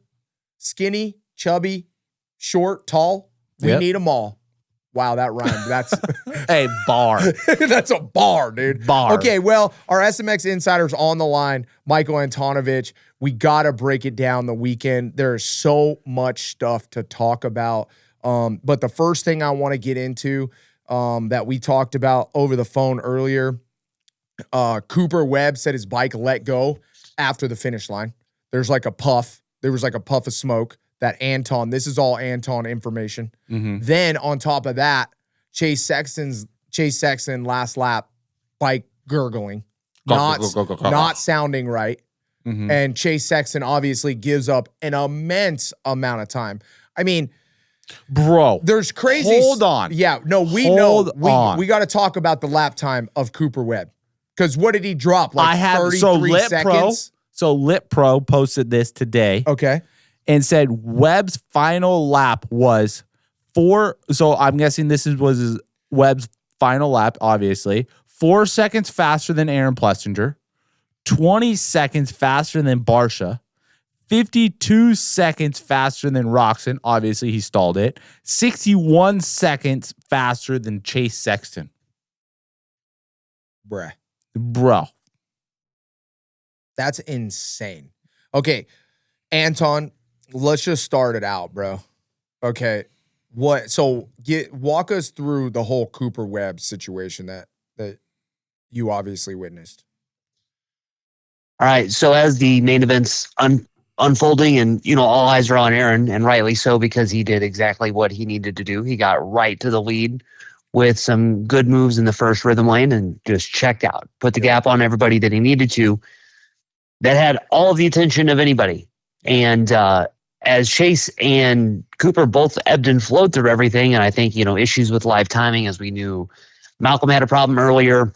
Yep. I just kept looking up to the big screens that were on either side of the stadium to just get a check on what was going on, because that information was pretty current. And especially in the last 3 laps, I saw Coop just kind of winding it up. And Chase had made his mistakes, the issue that was right by the finish line and all that other stuff. And it just looked like Cooper started linking something together. And as him, Ken, and Chase were coming around to get the white flag, I was like, oh, wow. Oh, my gosh. I can't believe that these 3 guys, I knew were in contention for a top 5 finish and 2 title contenders right there. I'm like, wow, I can't believe that they're right there. They're going to go one more lap. Like, what's going to happen in a lap? And then I look over and AP is hauling into that rhythm lane. And I'm like, oh my God, is AP going to get Cooper? And then end this whole thing. If he gets Coop, none of that last lap happens. And I'll tell you what, for a split second, it looked like it was coming. AP was carrying so much momentum into those big mounds, and Coop was setting up to make that hairpin left turn that you had to slow down for. And I was like, oh my God, here it comes. Yeah. Coop aced that next rhythm, got right onto the guys, does the big 2 jumps at the finish line, and the double after it makes the pass on Chase, and then it's on from there. And that was incredible. Then to see the bike, come around, hit the finish line, he hits the top of the finish line, and you just see the puff. And I was just like, whoa, that was crazy. And then you get over by the podium later, and pretty much unanimously, it was around those guys that the thing didn't have much longer, or that was it from it right there. So, just to kind of see where everything happened from there, no knocking anybody, because I know how hard it is, because a lot of photographers that were on the floor didn't know what was happening in the moment. Like, I elbowed a couple people and was like, yo, watch, you need to see this happen. But it is such a bummer that nobody got to see how that was unfolding, because for a good 2 laps leading up to it, you could see Coop just checking in, just little by little, just like 3 seconds here, 5 seconds here, 10 seconds here. And it was shaping up. And like, I'm so glad that I caught what I caught on camera, because I was like, oh my God, it happened right in front of me. Yeah.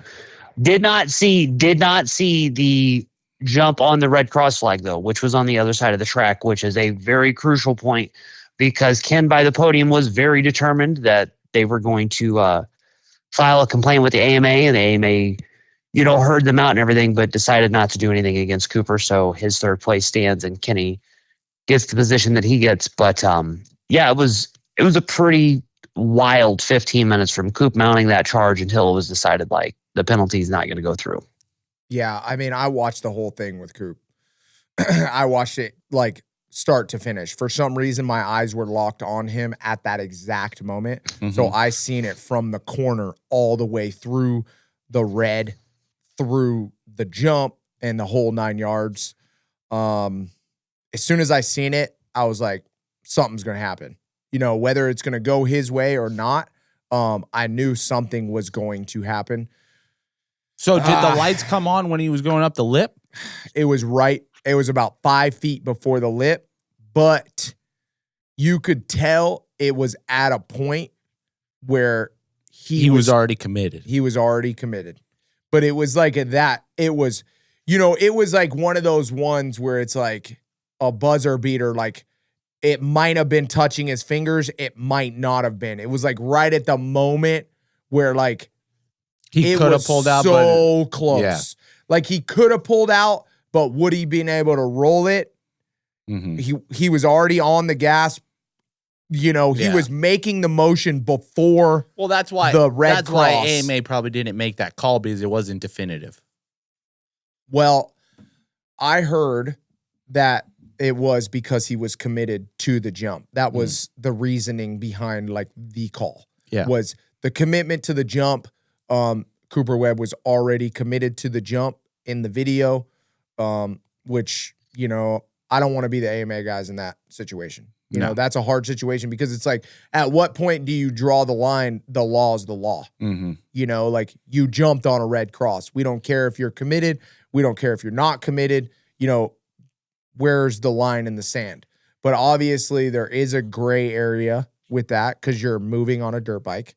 And there is danger factors with that going on. So the AMA made their ruling, and it definitely had to do with the commitment off the face of the jump, because if there wasn't, he would get docked. Yeah, I don't know. It's a tough situation. It's a tough situation to be in, right? Yeah, I mean, it is made. You can't do anything about it now, so it's just like, whatever, move on. Yep. So also, Anton, you brought to my attention that Chase Sexton's bike might not have been running as primo as it could be. Yeah, just another thing from the video that I shot on that last lap. That's not a knock on anybody, because it didn't sound like a lot of bikes were sounding pretty good out there. It's on the course heading Instagram. It's like a 2-minute long thing. You get to the end of it, you hear a lot of knocking and ticking from every bike that's around there. And watching Chases go by, it does not sound good in that video. So, you can hear it for yourself right there.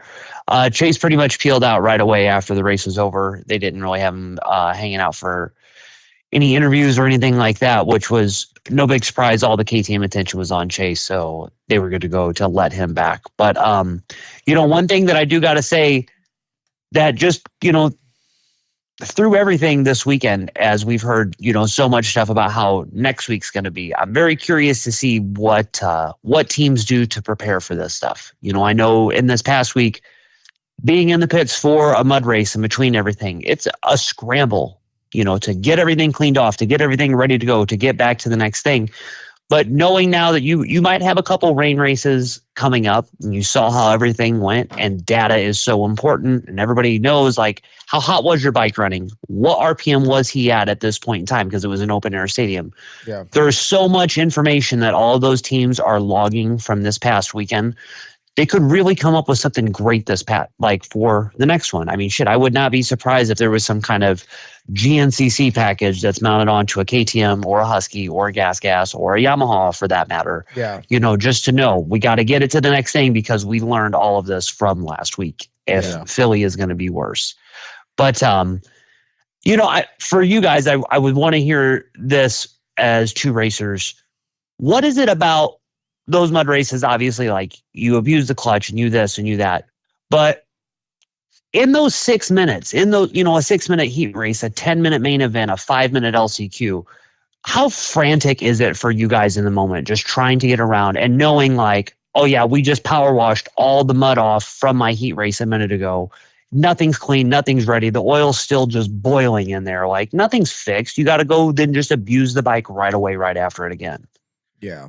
Dude, I mean, it's so hectic.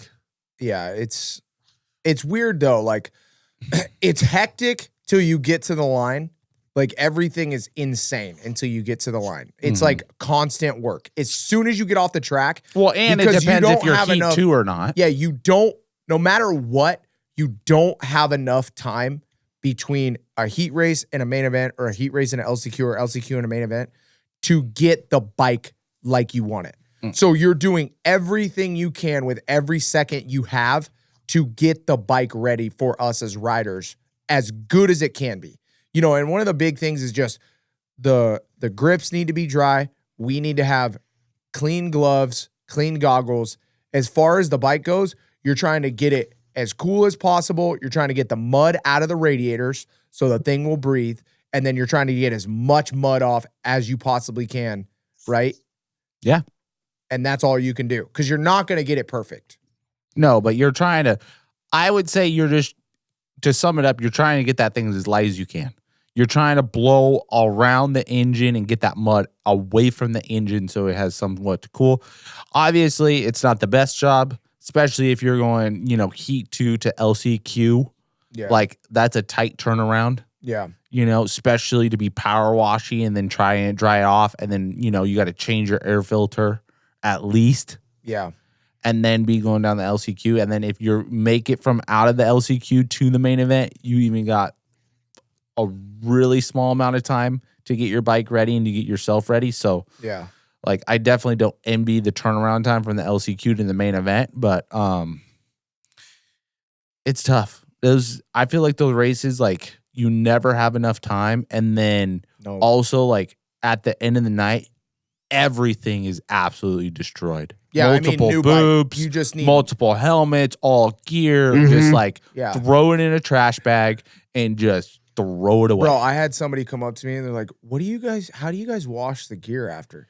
I said, I put it in the trash can. That's how I wash it. Yeah. Like, literally, it's garbage. The motor's garbage. The motor, if you did the main event, your motor's done.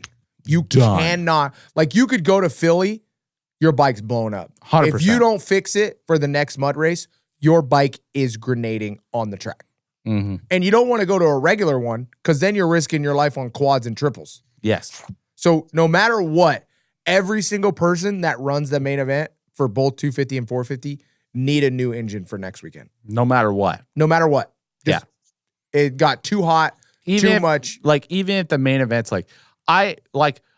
now I logically thinking about the main event shortening, like, they do that so the bikes can survive. Yes. Like, imagine if that was a full 20-minute main event. Like, Chase's bike wouldn't have made it across the finish line. No. Cooper Webb's bike wouldn't have made it another lap. Yeah. There you go. And they're already shortened. Yeah, it was 12 minutes. You know what I'm saying? Insane. And those bikes are not made for that. Those are not made for that. That is not, they're made for premium performance to get the most horsepower out of the bike at optimal temperature. I don't think anything's like, made if anything, to be encased by mud. No. Packed radiator full of mud. Yeah, but like I'll tell you this. I would not be surprised at this. This is what I wouldn't be surprised at. What? Like, because Anton was talking about maybe like a GNC package for the next weekend. I wouldn't be surprised if they put a new engine in for Cooper Webb for the main event alone next week. Like, after the heat, they put a new motor in the bike. Like, don't be surprised. I wouldn't say, that'd be hectic. I wouldn't say. That'd be a hectic swap. Yeah. Yeah, but dude, is it worth it? Oh, but I mean, it's worth it. I mean, like, with getting into the last 5 races and it's a 15-point gap and you're starting to play with that margin, like you don't take any risk, but it's like, what does time entail? Yeah. You know what I mean? The one thing that Ty just said, and I mean, both of you guys said it, but Ty really hit the point. I've been at the races before, and usually after the race, like in between a mud race, I just go back to the photo den, dump my cards, wipe my stuff down, and go out to the next thing. Until I went out to the pits this weekend to go do my little chores, I never saw like really how frantic it is all the time between those races. Like that Harbor Freight, basically Predator power washer area, running nonstop and just water, mud everywhere.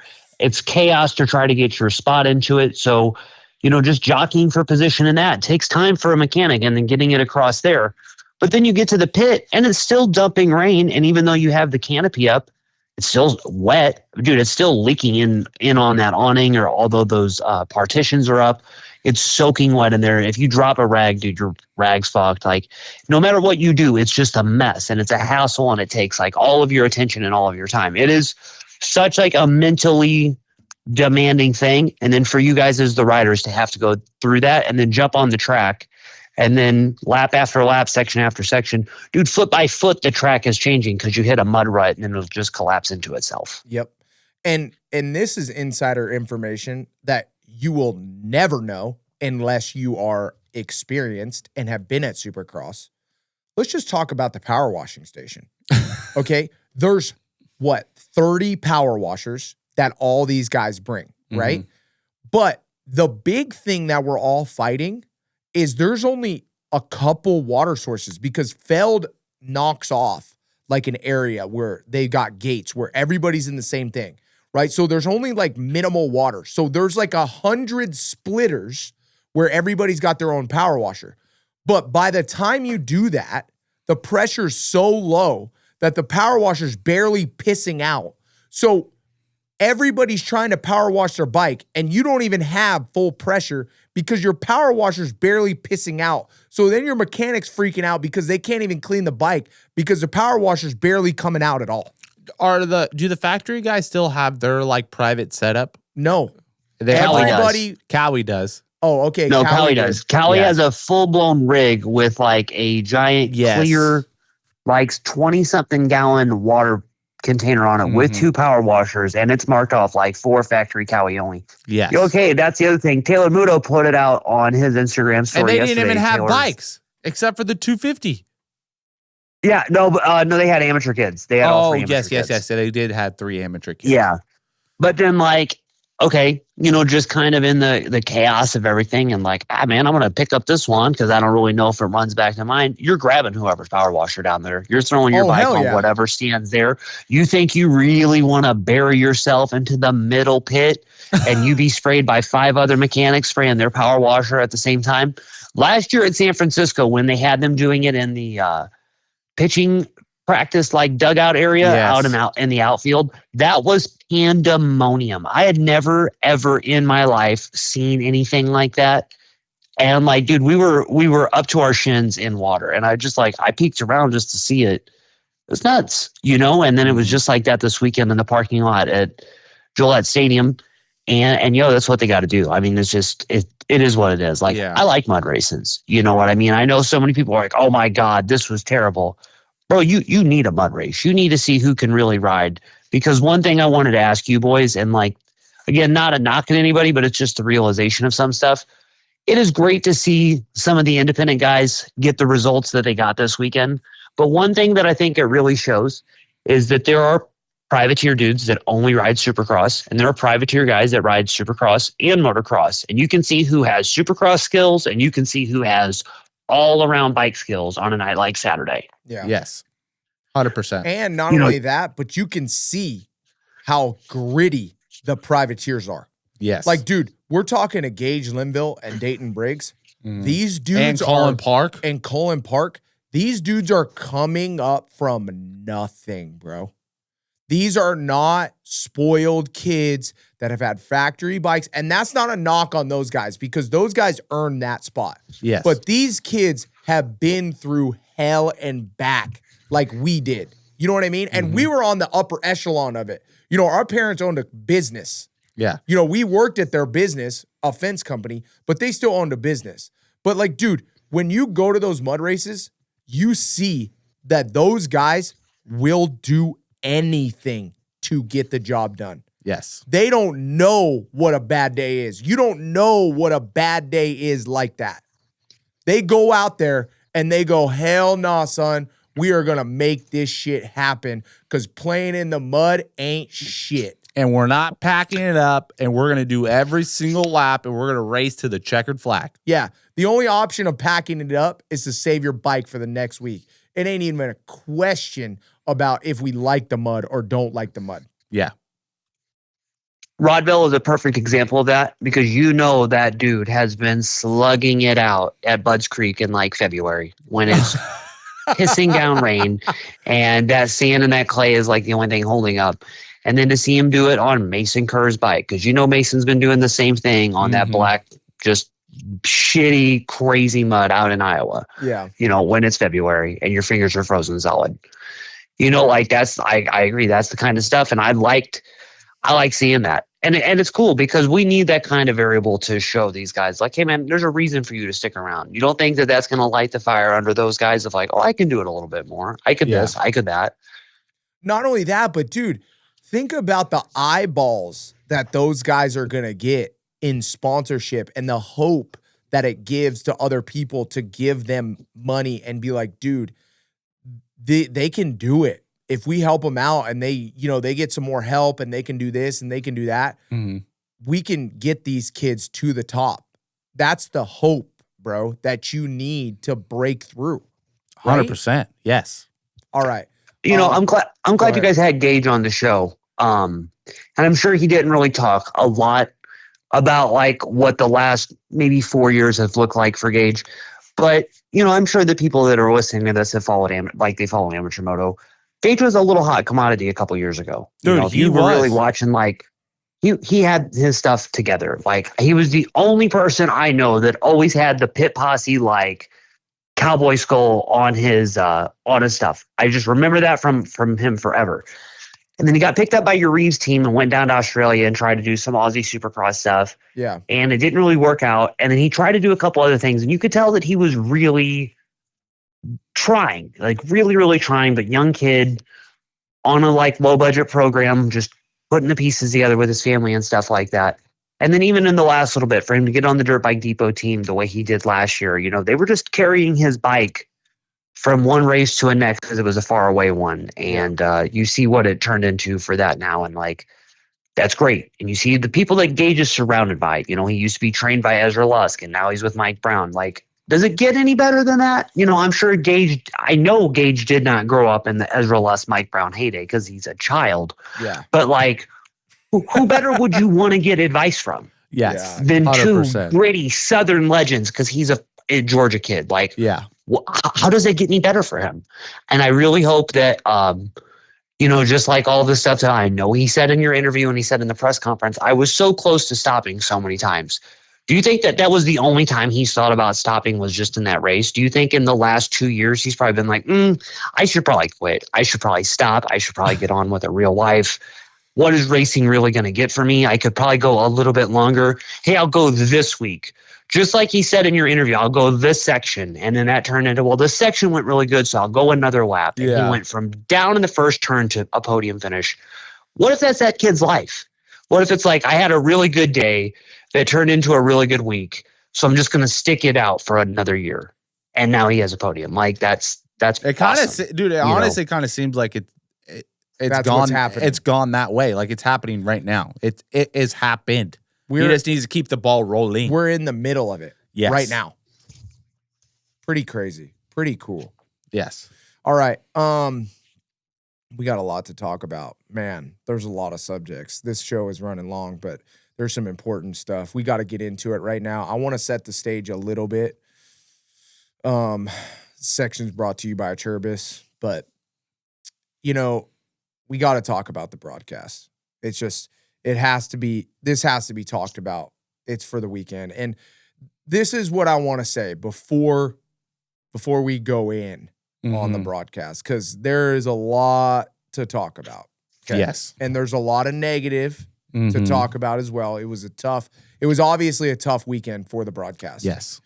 You know, it's hard to see everything, especially if you're a camera guy. I'm sure it's hard to call out riders. It's hard to figure out the leader. RJ Hampshire, when he was picking up his bike, I knew who RJ Hampshire was. Yes. Because I can see the silhouette of him, the way he moves. Yeah. His style, his posture, Yes. everything. But there was no other indication. Yeah, but like imagine telling a random camera guy, camera 12, to find number 24 on a white bike. And you can bet down on the stadium. And you can bet that camera guy is not making enough money to only do Supercross all the time. Yeah, no. That would be he my probably assumption. he probably doesn't.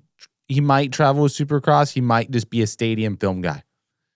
There's only a handful of full-time guys. Yes. So there you go. We got Mark, I think Shoemaker. Mark Shoemaker's a full-time guy. Yeah, but he's usually on the floor. Shoe's not out anymore. Yeah. Oh, he's not.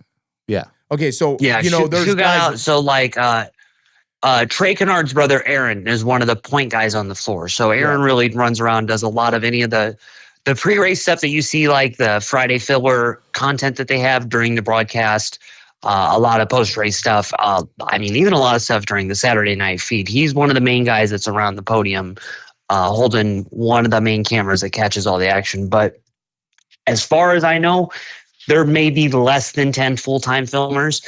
And then NBC, as just they are, regional sports. Hey, you're in the Northeast. You don't think that guy shoots a Patriots game or a hockey game or whatever it is that's in that NBC up there? You know, that he just makes the 6 hour rope. Yep, because it's a union thing. And that's not a bad thing. Like those people know all those stadium stuff and everything like that. But I'll tell you for a fact, in MotoGP and in MXGP TV, those people are traveling all the time. They love what they do. And the moto guys that shoot all of our sport that are full-time guys, they love moto. They love shooting it too. But the MotoGP videographers, I've talked to them when I've gone to those races before. And like, they attack filming that race with the same vigor and planning and like passion that the racers do.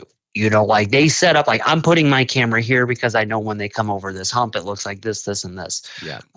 We don't have that same thing. Well, and two, we don't. I feel like we don't have that opportunity in Supercross too because we have all the best angles. They're on. Terrace 11 or level 3, and are looking down. You know, you can't really get too more unique than that in the Supercross. But either way, I don't want to. That's one of the factors. That's one of our factors. Yeah, we're just laying out that excuse for them that we know it's hard, and we know there's some there's some tough stuff to get by in a mud race because these guys are covered in mud. Everybody's crashing. Everybody's down. Nobody knows where anybody's at. It's hard. I know these guys like the back of my hand. Yes. You could put every rider in black gear with no logos, with black bikes, and I could tell you exactly who every single guy is on that track. Yes. But that's because I've been there. Those guys, they can't do that. No. Okay? So that's the lay of the land. Where are we starting? Are we starting with... Well, we got to start with the main event. We're starting with the main event, and we're starting with nobody on Start the with last week. Start with last week, Ty, because we didn't bring up last week how there's a bunch of missing footage of primetime Chase versus Cooper Seattle main event that you don't see. Dude, I can't even start there because that's the last 3 minutes of last week was so unbelievable to me where they just missed a full-on lap. But like, that's already said and gone. Like, I'm not trying to bring bad shit back up from bad past. ones, but like that's one where like even as it happened, I was like, "Yo, what's going on?" We're not like the track record's not looking good right now. But like starting the main event off, we have Dayton Briggs, a first-time rookie leading the main event, and we can't get anybody to search Google or anybody while he's leading a Supercross main event to give this kid props, or let alone just look at the entry list and read his sponsors that he signed up the race with.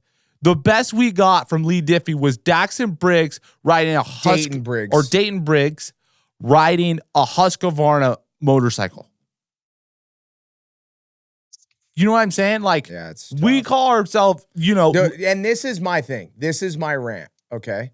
I'm not done yet. Okay, keep going. I'm sorry. But this is my thing is like Lee Diffie, like, bro, you need to know the roster top to bottom, bro. No, I don't care. I don't care. Lee Diffie. Ricky Carmichael needs to know the roster top to bottom. Yes. Jason Thomas needs to know the roster top to bottom. Which Jason Will Thomas Christian does needs to pretty know good. the roster top to bottom. Like JT should have stepped in and be like, hey, yeah, Dayton Briggs raced SMX next, the last two, got his points, and this is his first race. Like some sort of storyline to give these guys context of like how. They did mention that in the heat, but it was like you could tell they were. But like trying to reiterate that in the main event, bro. Like this kid's leading a 250 Supercross main event. Yeah. You have new viewers from the heat race in the main event. Yeah. And, I'm sure, dude, trust me, in the CBS meeting behind bars, I'm sure they're like, dude, They need to tough. They need to make sure this never happens again. I'm sure they're working on it, but this is my rant, dude. Like, I don't know. It makes me bummed. And this is why it makes me bummed. And I hope I'm wrong. And I hope Dayton Briggs moves on, and I hope he gets better and better and better. Okay? Mm-hmm. That's what I hope. This could be Dayton Briggs' biggest and only moment that he'll ever get in Supercross. Mm-hmm. Okay? They missed possibly a life-changing and only event, the highest moment of Dayton Briggs' entire life. They missed. They, didn't nail it home. Mm-hmm. I mean, that's how big that situation is. And I know it's not that for Tom Vial, and I know it's not that for Seth Hammaker, because those guys... Or RJ Hampshire, or Max Hampshire. Vollen, or anybody that like... is going to... Well, that's been our there. biggest pet peeve, though, is these guys don't go past top 5. Yeah. Hey, Adam. Yep. When you started getting like a little bit of notoriety, as like being on the cusp of like making main events, being, 5, 6, 7 LCQ guy. Yeah. And you started being on TV for the first time. Like, do you remember the first time that they like zoomed in on your face on TV? Oh, I'll never, like when you were sitting on the starting line? I'll never forget it. Do you know then, like, did it feel weird when you started getting more TV time? And then, like, especially now where you're at in your career, where it just feels like so, like, aha, I'm on TV. I understand exactly what you're saying about, like, oh my God, this kid's on TV for the first time, because, like, that's how I agree with you 100%. That's how this thing has to be sold. Like all those kids, there's people that are in the stands that jump up and down all the time just because they get their 3-second clip on NBC and can't wait to go home and watch them again on Peacock, for that little bit. Bro, And I remember. And that's a moment for somebody that we don't even care what their name is. They're just on TV because they're a fan. Yes. And that just reminded me of like one of the coolest moments I had in Toronto. I think it was still Ralph Shaheen and Jeff Emick. They interviewed me while I was on the track walk, and they called me the Road Warrior because I drove from fucking Seattle to Canada, and they talked about me, zoomed in on the LCQ, and it was like one of the highlights of the year. And it was just on the gate. Yeah, you weren't even racing. You weren't even leading the main event. Yes. And Ralph and Jeff would always talk to us on track walk and to talk to everybody. Well, okay, so like that was one of the things though. I feel like that was something I did. I did that was smart. Whatever. Call me cocky. I don't care. I made it a point every week to go talk to Ralph. And Yeah, but bro Ralph down was with also him. super cool. Ralph was super cool, but I broed down with them. I made sure those guys knew my story because I knew I wasn't the top story. So I talked to him. That's why I got called 7 deuce deuce on the broadcast all the time. That's why when you go on the broadcast and you watch Ralph and there was a peek of me, he's like, oh, 7 deuce deuce. Because it was like you broke down with them. You have to talk to these guys and they have to reach out to you. And then it kind of. Let me ask you this. Like, I'm trying to think back, like when I did the first 3 Supercrosses, do you guys ever remember Lee Diffie or Ricky Carl? I mean, I see Ricky Carmichael walking the track, but did you guys ever see Lee Diffie walking the track with everybody? Not that I know of. Yeah, Lee walks the track. They Okay. walk him and Ricky make it a point to walk the track together every week during practice. Okay, I just missed Like him. that is no joke. And I like exactly what you said, Adam. What you were doing 10 years ago, was that not like baseline? Everybody's got to make yourself known to everybody. Like that's 101. And Yeah. you've seen all these kids that have gotten sponsorships and little Instagram profiles and stuff like that they've made a name for themselves to their little neighborhood of followers. Like, Yeah. again, the way it's got to be reminded to everyone is like, this might not be that important to you, but for whatever it is in Dayton's, group of 500 people in Riverside, is he really from Riverside or is that like an entry-less mess up? Like, is he a SoCal kid? No, he's a SoCal kid. Okay. Because I know he was on a Stan Benson bike, right? Yep. Yep. So like, I just didn't know, because sometimes you know how like a Riverside kid, but he's from up there, like it just gets like messed up. Yeah. Yep. For all of those kids that have probably seen him riding at Perris, riding at Milestone, riding at Lake Elsinore, doing Supercross motos out at Hemmetback like a couple months ago, that is awesome for them. And that just like feeds the fire for those kids to want to go do that stuff more. Yeah. And kind of Adam, what you and I were saying on this and like how we could fix this thing, to anybody that's listening within the NBC thing, and I'm sure there might be a few of them, reach out to us. Call me and Adam. Like, we will tell you everything we know because we want to help you guys. Like, Yeah, bro. We're on. that's not in like a malicious way. We're down to tell you, because I'll tell you that I tell the NBC people all the time ideas. Like, have you thought about this? Have you seen this? Do you know about this guy? Like, put a headset on me during the race and I'll tell you when Cooper's making a charge. Like, we're down to help to show you guys everything not that we even see, that. because like Not we even know that, too, more but- people. We just need more eyes. Yes, not even that, but also, dude, you're with course heading, your whole deal, you're getting footage. You know what I mean? Like, we can help with that. I'm at the race every weekend. I'm like the privateer hero pretty much, right? That's kind of my job. I wouldn't say hero. No, okay, you're right. You're right. I'm not. I don't know what the fuck I'm talking about. But I've been a privateer. A privateer hero. God, dude. But I've been a privateer for a long time, dude. I know that half of the situation. That makes up a lot of guys. I know all the top guys too, because I've hung out with a lot of them for a long time. Yes. You know, we can help as well. I mean, that utilize something, right? Yes, absolutely. But like on the other side of things too, like we are literally just talking about Dayton Briggs. What about like Colin Park? Like barely any footage and he got second. Gage Linville. Sorry, Linville. I know you got your F's all jacked up. I know. It's a V, bruh. Gage Linville.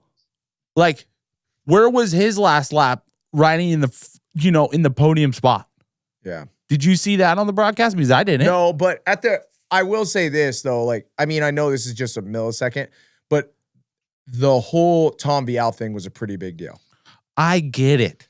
But that just goes to the fact of like having a plan and knowing what's important. Like, what's important is still the podium of that race, and then having that little screen where Tom Vial's throwing away the championship and the points are tied. Yeah. You know? I wish we had more info. I'm sure whatever's happening over there, they're getting it figured out because they gotta know, right? I hope. I mean, dude, I hope the post-race breakdown missed, of them, or like, bro, we got to do better. Dude, we missed probably one of the most legendary laps in history of Supercross. What are you talking about, Cooper Webb? Yeah. That's what I'm saying. That's like one of the Dude, most legendary laps, and there's no footage. And before AP was crossing the finish line, Ricky Carmichael was teeing up that Cooper Webb was going to get lapped so he couldn't get anything worse than freaking fourth or something. And then doesn't get lapped and then ends up on the podium. Dude. You know, I think Cooper Webb was like 6th or 5th going into the last lap. He was 6th. 6th. I want to say yeah, on lap 8, he was 6th. Yeah, he was 6th. And then lap 9, he was 3rd. And we totally missed it. Yeah, no, we 100% missed it. Like, just gone. You know how I felt at home? I was just like, bro, what the fuck just happened? I didn't even get to see, not only did we miss that, but we also kind of missed the Kenny? Chase Sexton and the Kenny hole mishap. Yeah. I don't know. Tough. That was tough. Oh, dude, rough. Yeah. You know, I know the Seattle thing, that was kind of a fluke situation, I would say. Most of the time when it's a dry track, they got it pretty dialed. Yes. I They can definitely have see- it. I don't know. They definitely have it somewhat dialed. More dialed, for sure. Yes, more dialed. It's definitely not such a disaster, but to even go back to last week, bro, I missed 2 laps. I was at home, missed 2 laps. Yeah. Yep. While Chase and Cooper Webb are battling. Yeah. You're talking about a time to not miss 2 laps is probably the last 2 laps or the last 4 laps. I missed 2 laps of it. Yeah. I mean, they were focusing on AP. Not last week. No, not last week. All right. Well, let's move on, boys. Let's move on. Let's finish this thing out. California Coast Plumbing in the trenches. Broadcast is in the trenches. No. That's not even a joke. No, in the trenches, bro. It's got to go to Tom Bial right now, right?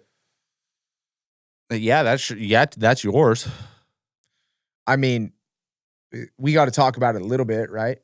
Tom Bial gets in that section. He's doing what he's supposed to, and then completely comes unglued. And then what about the launch off the finish line into the freaking manager's tower? That he was just stuck there forever.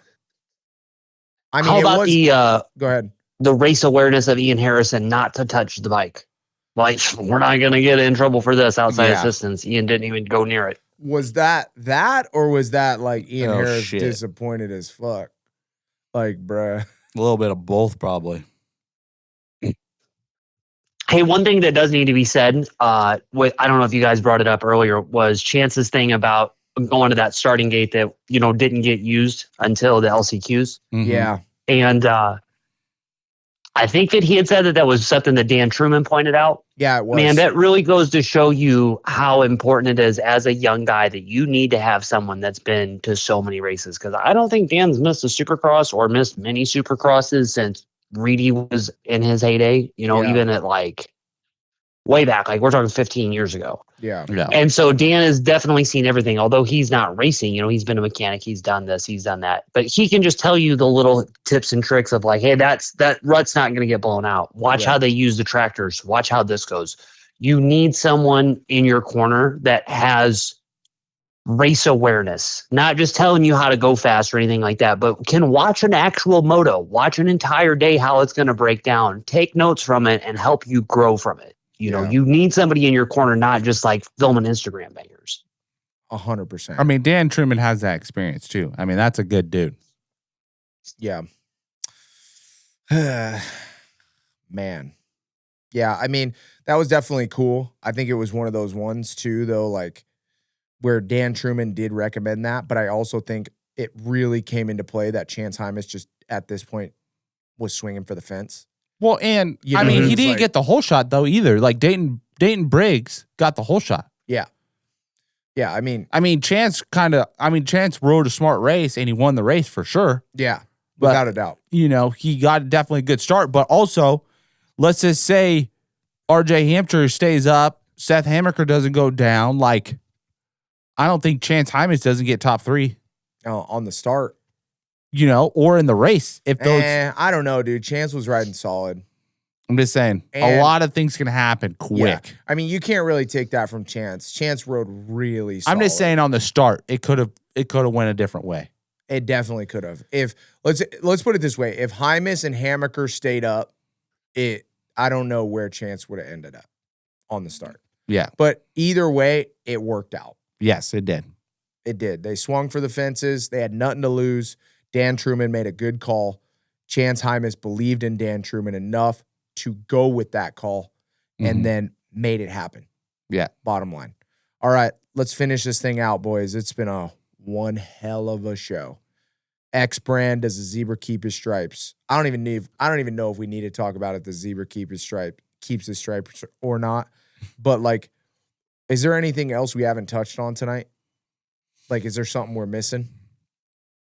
I mean, I'm just excited for now looking to Philadelphia. It's probably going to be another mutter. Yep. So did you look up the no, not weather yet. report?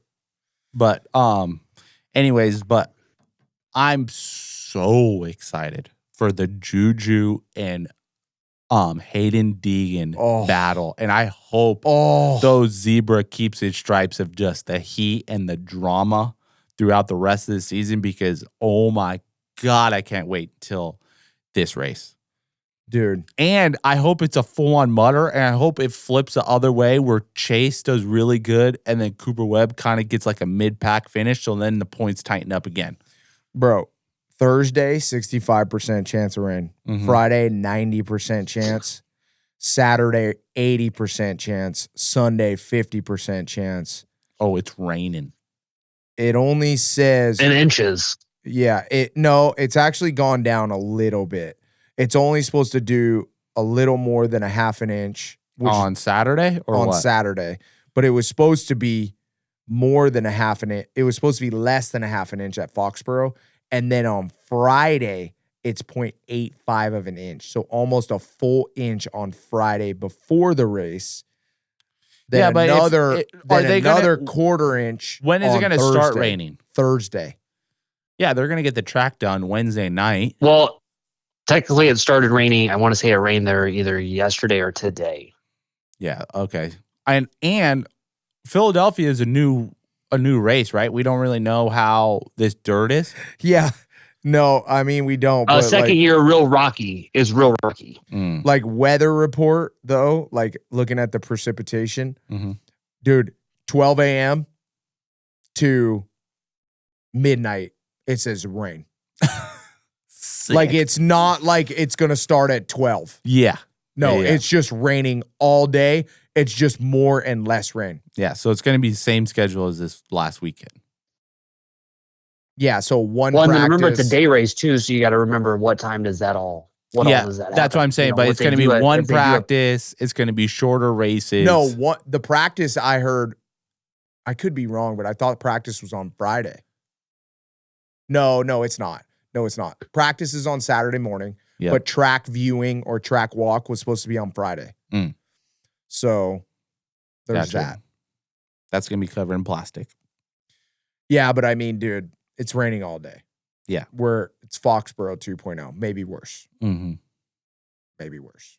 And we got Pittsburgh following weekend. Philadelphia and then Gillette, right?